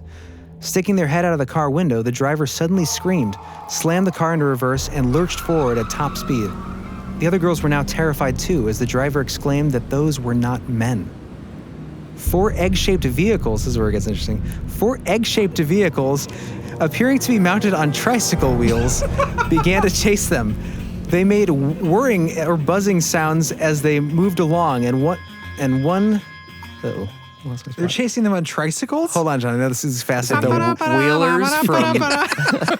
from Wizard of Oz 2. This is so credible, this story. Right, okay. It made whirring and buzzing sounds as they moved along, and one bright light shone from the top of each of them. Minutes later, they roared out of the canyon at 80 miles an hour. The white cement road suddenly vanished, and they were back in the desert again. The car went into a creek, and they ended up crashing with 3 flat tires. They eventually got help. They flagged down an obviously skeptical state trooper, and there was certain evidence to suggest, supposedly, that they had appeared from another dimension. As I read this, it sounds like gobbledygook. So I hope you enjoyed that story. I did. As that piddled out. Unlikely. A little ridiculous, but yeah. Again, no documentation. Well, here's and I've heard stories like this too, where you're driving or you awake to find yourself in a similar reality, but there are things that are slightly different, and it becomes more and more bizarre, and then something happens and you transition back. But yeah, it's like everything we talked about with the Mandela Effect and everything else related to other dimensions. How can you ever prove this? Where is the physical, tangible evidence? There really isn't. They're just fun stories. Yeah, it's a hypothetical, and it could certainly exist. This is Twilight Zone stuff. I should have grabbed one of those tricycles, put it in the car. This did give me an idea. It'd be fun to do in the show at some point where we just read stories, you know? Mm-hmm. Yeah, for sure. Where it's more just like story time. Yeah. Story time in the hole. Grab your carpet square. Carpet squares. Oh, God, I miss those days. Those are good days. Sit and listen to the stories. Someday we'll be kids again. We could drop in episodes in between too. That's what I mean. Yeah, like little baby half an hour story times. Little baby half an hour story times. Okay, so the last thing I'm going to touch on here. Now this actually spurned in my brain when we were talking about spurned? Spurned? Is that not the right? I don't know if that's a word. John and I looked at each other at the same time. Spurned into my brain. So it anyway, continue. It populated in my thought reservoir, and we think about ghosts, right? We experience what we think of as ghosts, where there are the stone tape theory, which we talked about in a previous episode, where people experience ghosts or spirits or visions of people from a past time that are seemingly acting out a loop. Right. The assumption is that they're people that have died, right? People have died, and you see like either their spiritual residue or something acting out in a loop in this ghostly fashion. And one of those experiences or phenomena would be the ghost ships, right? Right. Ships at sea that had crashed, wayward sailors drowning, and you see a phantom ship on the horizon, and it's repeated over and over. But the reason I thought of this was because the idea that ghost ships that recur, especially at like regular intervals or even like repeatedly, you see them frequently, it could be a time slip or a dimensional overlay, where it doesn't have to be people that are dead. Right, or some sort of spiritual residue. It could just be a very powerful moment that somehow reverberated in the spatial membrane between our reality and theirs and created a kind of overlay, if you will. Created a disruption. A double exposure, if you will. That sounded very intelligent right there. I was trying to by making up things. I think about that a lot when it comes to ghost stuff. Like, how do we know that it's a dead person? You sounded not intelligent there. How do we know when it comes to ghost How do we know that it's a dead dude, and not somebody from a parallel reality that just popped in for a second? The idea of walk-ins, that whole idea. Right. So the story that popped in my head was this idea of the phantom ship of Northumberland Strait. So this is a ghost ship that's been seen quite a few times. I've heard of this. Yeah, it's been seen for the last several hundred years. I think the earliest recorded encounters were in the 1700s. Some more credible in the 1800s, but even moving forward to today in 2008, there was a sighting. So I'll read a little bit here of what I have on the phantom ship. So the ghost ship of Northumberland Strait. Okay, so the legend of the ghost ship in Northumberland Strait dates back to at least 200 years and is typically described as a beautiful schooner that has 3 or 4 masts with purple-white sails, all of which are said to become completely engulfed in flames as onlookers watch. The Northumberland Strait separates Prince Edward Island from New Brunswick and Nova Scotia, and according to local folklore, the ghost ship appears before a northeast wind and is a forewarning of a storm. So this has been a story that's been around for a long time. Usually people experience it as a burning light over the water, right? Kind of like a will-o-the-wisp type experience, right? Or a Foo Fighter, right? Over the water. But as it approaches, the burning ball becomes more clear, and you see that it's actually the visage of a ship, right, with 3 masts that are illuminating on fire. Some people have witnessed men on the ship that are jumping overboard to save their lives from the burning wreckage, right? Which is interesting because when you read on Wikipedia about this, they have under natural explanations. Can't wait. Is there a news guard on that? Yeah. So Wikipedia's natural explanation for this apparition of the ship with sailors jumping off and the 3 masts illuminating, and you can see the whole outline of the ship. Their supposed explanation was proposed by William Francis Gainong, or I'll say Ganong. That's probably it. Ganong. William Francis Ganong in 1905 proposed that the legend may have arisen due to a natural electrical phenomenon known as St. Elmo's fire that had been subject to interpretation as the flaming rigging of a ship. Other explanations, this is the best, suggest that the illusion may have been created by a bank of fog reflecting on moonlight. It was a flare. Gas? Yeah, swamp gas or flares. God. It's a ship. You see the ship, you see the three Swamp masts, gas. you see people jumping overboard, and it's an electrical fire? Could Or have is it been plasma? clouds. Could have been clouds. Or a flare. Yeah, it could have been like someone breathing too heavily in the cold air. I mean, it's just so silly. You have to apply some kind of critical thinking, even as a skeptic, to say, like, that doesn't quite cover the witness accounts, right? So if they're not lying and they're actually experiencing something like this, then these are not reasonable explanations. And again, it always comes back to the personal accounts, not falsifiable. Right. But you can't throw everything in, and that's with any of these phenomena, whether you're talking about experiences with ghosts or extraterrestrials, abductions. What proof is there for any of that? I mean, like hard proof, there isn't much. Not much. I don't even know if there is something that could ever be. Well, and that's the thing is, as technology improves, you think it'd be easier to find proof of the problem. As technology increases, it's harder to say that something is legit. I mean, you could see the footage like I saw the other day, which I kind of wanted to cover. There was a video of a UFO in Tijuana parked right above an airport. Mm-hmm. And, it's like a guy that's filming it from, I don't know. His phone or something? Yeah, it's from his phone. He's on his balcony. And when it zooms in, it looks really bizarre. And you see this plane fly. It looks like totally legit footage. Right. But I think what people really, like when I talk about this stuff, people want like a close-up, visual. You want the guy coming out and saying, around the ship. We're from Platonium. And even if you did have that, I don't know that would No, because for a lot of people, CG, they'd be like, that's not proof. That's right. What I was trying to say was that's the same problem is the more clear footage you have, to me, I think makes it less believable. So many people are like, well, the more clear footage is, the more obvious especially with it the is. technology we have now. Right. People think that's the more obvious there is of a no fake. proof that you can. I mean, it's almost like you have to have a real experience, or the government would have to be like, this is the truth. Right. That's what I'm saying. Not many of us would believe that. I mean, German would probably claim false flag. Right. So really, it really comes down to personal experience, and like the same thing with the Mandela effect. Like it really comes down to your own experience with it, and your feelings about it. And that's sad because that's not a falsifiable thing. That's not a scientifically provable thing. But that's really like all we have. How long are you visiting Tangent Town? Can I get back to the? I thought we were done here. I was just going to recount a little bit more on go ahead. The ghost ship of Northumberland. All right, Thank you. Let's get back into Northumberland Strait. Okay, so one of the first reliable accounts is from 1880.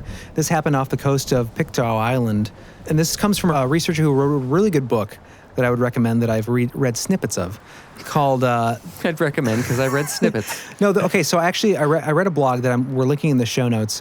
This guy did really good research, and he's not a fan of people that are just like throwing ideas out, and he's actually listed a few people as not doing their due diligence. But this book, it's called The Phantom Ship Northumberland Strait and Other Mysteries of the Sea by Ronald H. Sherwood.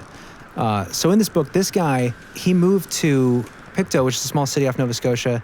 He moved to that island as a young man, and he ended up studying this phenomena. As he heard about it, he studied it for over 40 years and collected witness testimony and researching like how all on this ghost ship. Yeah, all on this specific ship that occurs regularly, this phenomenon that people witness throughout the years, the decades that this has occurred in his lifetime.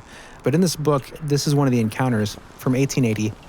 The townspeople look out across the sea and they see a ship burning. A rescue boat is dispatched, and many reliable citizens were on board, and they chase after it. Unfortunately, the flaming ship outsailed them and finally disappeared over the horizon. This is just one of the early encounters. This occurred many times over the years that he had recorded testimony of this. Same kind of thing. You have the ship, 3 or 4 distinct masts on the ship catching fire. In some cases, people being seen jumping overboard to save themselves, and the ship disappears over time. In one case, he had his own experience, and I'll read a bit of that real quick. Sherwood saw the Phantom twice. Once was at Caribou near Pictou, and he says that it was a typical sighting like everyone else has, but that he was alone. On the second sighting, he was accompanied by a friend of high skepticism. We all have those. They were near the shoreline near Wallace. Sherwood was not driving when he saw the light. He remarked on it, but he was rebuffed by the comment that it was just a lighthouse. Sherwood kept watching. He could see the lighthouse elsewhere. He remarked to his friend that it's strange that a lighthouse can move. His friend told him impatiently, "Go to sleep." I don't know why he'd say that. I guess he was napping in the car. Sleep was not on the agenda, however, and the light soon resolved itself into the phantom ship. He yelled that it was the ship, and his friend braked abruptly, and they jumped out. Sure enough, quote, there it was, a vessel outlined in a glow, and most certainly moving over the water. As was his custom, my friend watched without comment. For some minutes, he looked at the unusual light. Sherwood then thought that if they got back into the car and drove around a nearby point, they'd get a better look. Mistake. When they got there, no ship anymore. His friend, forever after, refused to say one word about the event. I mean, that's pretty common. Yeah. You have a skeptical friend seeing something they can't understand, right, and they just won't talk about it. There's a lot of people like that. So the last thing I'll mention about this is, so these were historical accounts. There was an account in 2008. So this comes from the Truro News, published in January 1st, 2010, called Phantom Ship Spotted by Visitor. So this is a real account that happened just in our backyard in the nearby timeline, as I'm accustomed to say, very recently. So this is from the news article. When Matthew Gagari looked across Tatamagouche Bay in mid-January and saw a brightly lit ship, it didn't seem like anything out of the ordinary. The 17-year-old was used to viewing late-night harbor cruises on St. Lawrence, near his home in Quebec. But soon he realized the bay was blocked by ice, causing him to question what he was actually staring at. Quote, it was bright white and gold and looked like a schooner with 3 masts, he said. I was like, that's cool to see a ship here. He called out to another member of the volunteer group that he was involved with to come see the ship in the harbor, but she continued her workout, leaving Gary to admire the sight on his own. So I guess they were at a gym and he'd run out to look at it. He watched the glowing ship for several minutes, then returned inside to finish his workout, and when he left the building around 11 p.m., it had disappeared, a feat thought impossible because of its size and the ice in the bay. Before arriving in the small rural village, the teenager said he had never heard of the legend, and it wasn't until he was talking to a local historian, Dale Swan, who shared a wealth of local history with the young man, that he understood what he saw. Quote, I was like, oh wait, that is actually what I saw. And we talked more and more about it, said Gagari. Sometimes people are afraid to tell things like that because people will react badly. I know what I saw. So essentially, this kid who had never been to the island before, didn't know anything about the legend, sees this ship glowing, crossing an icy strait that shouldn't be there. And the next day, he's talking to a local historian and he starts describing it. They bring him a painting of the phantom ship of Northumberland Strait. And he's like, that's exactly what I saw. Yeah. This glowing ship on the strait. And this is a guy that doesn't know the legend. He's there. There's no ships in the water. It's covered in ice. And he sees it. It's just another account. So long story short, I feel like these things that are occurring, whether they're a tragedy that happens that creates such a vivid trauma in space-time, in history, that they repeat themselves, or whether it is a parallel, and that's kind of a stretch, but like a parallel history that's connecting to ours and kind of rewinding and replaying, or however you want to refer to it. It's another phenomenon that has kind of a similar bent to it. Yeah, that we can't explain. Any of these situations where a lot of people have died, like battlefields and... Right, Gettysburg. Yeah, it's not an uncommon phenomenon. Right. It's definitely not. No, it's not like, and I know it's weird to tie it in with this topic. Yeah, I was a little confused because it doesn't really quite fit the... I'm sorry. No, it's fine. It's fine. I was trying to it's basically a ghost ship. It is, right. But I guess I thought of it because I was thinking about the concept of when you have visions of people from supposedly another time, right? Like a period player, right? A Victorian queen who is seen walking the halls, that kind of thing. After her beheading. That goes into the stone tape idea, right? Where she's not necessarily interacting with you, but she's playing this kind of, it just goes to like the malleability of our reality and how it can fold over itself in time. And maybe it can also fold over itself in space, or in reality or whatever. Like I know it's kind of a stretch to bring. I brought it in because I was just thinking that, there's a possibility that some of these ghost encounters are just other dimensional experiences. And not even, I think what's interesting is not necessarily even the other dimensional aspect, but the idea that it's a time slip. A time slip. That's more where I was going with it. Right, where it not necessarily come from a parallel reality, because obviously this is from a past experience or past historical event in our timeline. But not necessarily a ghost ship because of the dead souls on board, but maybe because it's slipping through our time, and maybe for them it's only like a 5-minute period, but for us, for whatever reason, it's like this kind of divvied up derivation of like every 10 years it's a second in their timeline, but they popped in here. There's a lot of examples of time slips like that, where that's an example of like Bermuda Triangle. You see these ships from the 40s flying over, not necessarily because they crashed and they died and they're haunting the sky, but because there's some sort of magnetic field that's warping space-time, and so we're seeing them the same time they're looking down and saying, wasn't there a base here? Now there's not a base here. What's that? Right. Does that say Walmart? You fly by Walmart? You fly by a World War II bomber and like the captain winks at you. You know, like there's this moment of where it's a shared space-time. So where they're not dead. It's just an overlapping of space-time. It's a time slip. Yeah. Right. And ghost ships could be that. Right. It's interesting idea. I see why you brought it in there. I think that makes more sense than the parallel. I think thing. I forgot where I was going. I think you did too. but that was the original idea, was that it could be that is the same kind of trauma, but maybe the energetic impact of that trauma is actually affecting space-time in a way that it's not dead souls creating a loop, but it's creating a portal in our realities to cross through. And so we see just beyond the mirror in that moment where you can see someone passing by from another time. On the wall. Magic mirror on the wall. Who's the time slip? The fairest. Interesting. Yeah. So that's just one concept. But I don't know. What do you guys think out there? Because if you're still listening, and you're still listening. You've abided Jeremy my had a story. lot of self-commentary on those stories. Well, I felt like, whenever you're recounting stories, especially when they're not, like, these are stories, they're folklore. Like they're some, like the last one especially was witness accounts, but the other two were just stories that you hear folklore, more internet folklore now. Supposed witness accounts, but how do you know? That's again the same issue. Well, it's like Bigfoot. You have witness accounts, right? So, but that's my point is, I gave I was maybe a little too, reading into the story as I was reading it, like debating the veracity of it as I was going through it. But it's just because the topic is so subjective in general. Right. Well, and that's the other thing. Like, I think on our show, we tend to try to say one way or the other whether or not we think something is reality or is not reality. I think we try to say, is there enough evidence to say this is absolutely the way and absolutely not the case?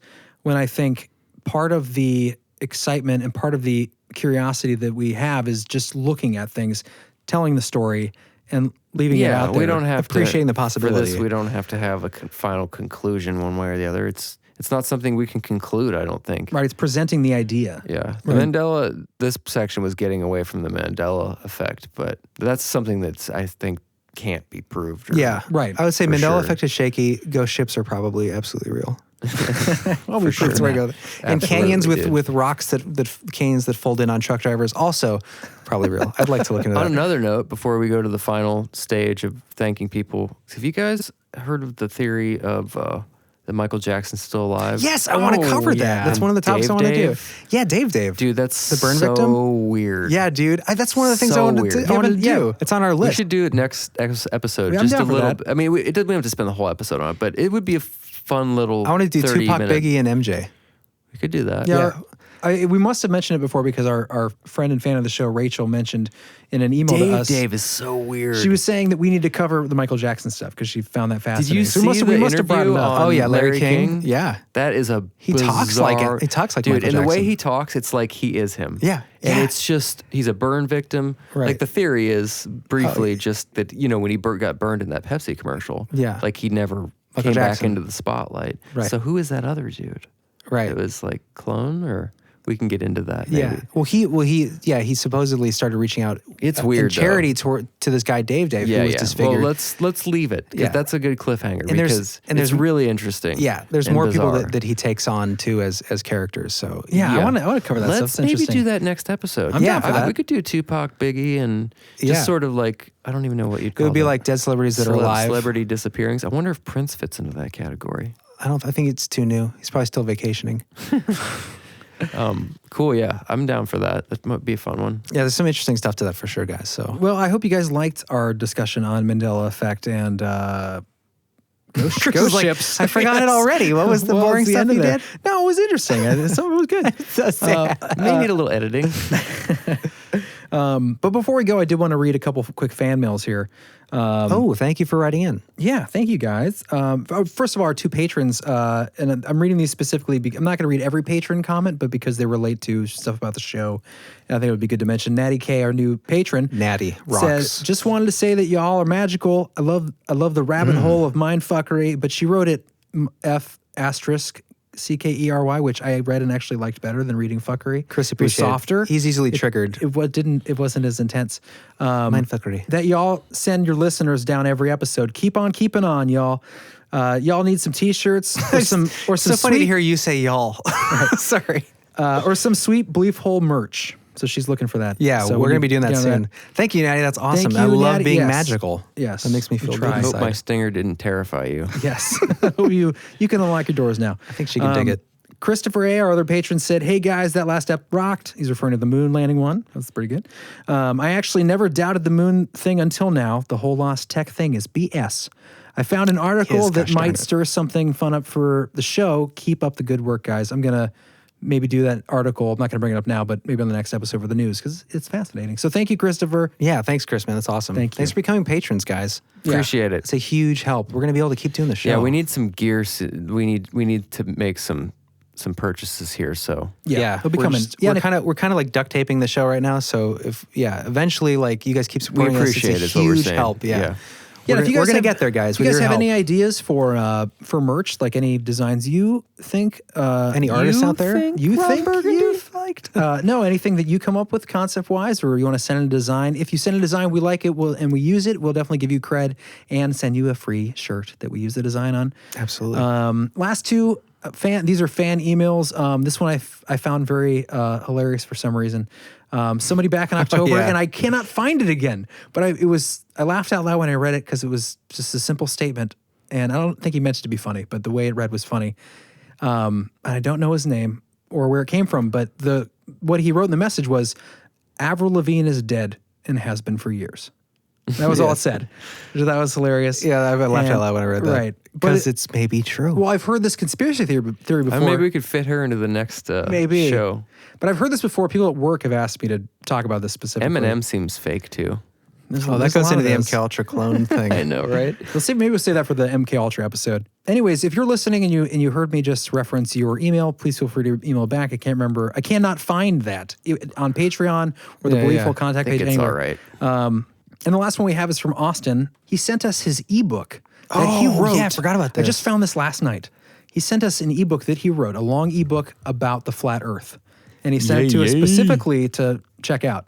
So, Jeremy, that is your assignment, to read his ebook, because you're the Flat Earth guy. And this will be the first book Jeremy's ever finished. So thank you for sending that in, Austin. I finished. Appreciate it. We do need to do that episode at some point. Jeremy keeps putting it off. He does. Well, I want it to be well-researched and ready. perfect. Well, guys, submit me your questions that you'd like answered regarding the flat Earth, and we can maybe discuss some specific points. Oh, did you hear that, guys? That's going to be a good lead, I think. Yeah, any guys out there that I know the flat Earth is triggering and it's weird and it's so hard to believe, but there are some questions. So if you guys are like, well, if the Earth is flat, then how can I stand? I want to know more about the 666 analogies to the measurements. It seems like there's a lot of that. Yeah, that's not really a scientific avenue, but no, but it's just weird mystical. That I mean, if these you're talking about the curvature of the Earth, if they're completely wrong or made up or not accurate, but they all have the 666, it sort of falls into that idea of I haven't come across that yet in flat Earth stuff. Oh, but okay. I'll look into it though. All right, well, we need to go, guys. This has been an extra long episode. So it has. We hope you enjoyed it and have a good day. Yeah, thank a good you guys. Shower. Yes. Thank you guys for tuning in again, and tune in next time when we talk about potentially a burned Michael Jackson impersonator. Is that right? Maybe some Tupac. Dead celebrities that are still alive. Yes. Is that what we're gonna do? Yeah, let's do it. All right. I think that's interesting. Maybe something else if it pops in there, but yeah, I like that idea. Yes. I like the Michael Jackson one's pretty fascinating. Yeah, I love MJ. All right. Believe the lies about him. Have a good night or day, and we'll talk to you later. We love you. Take care.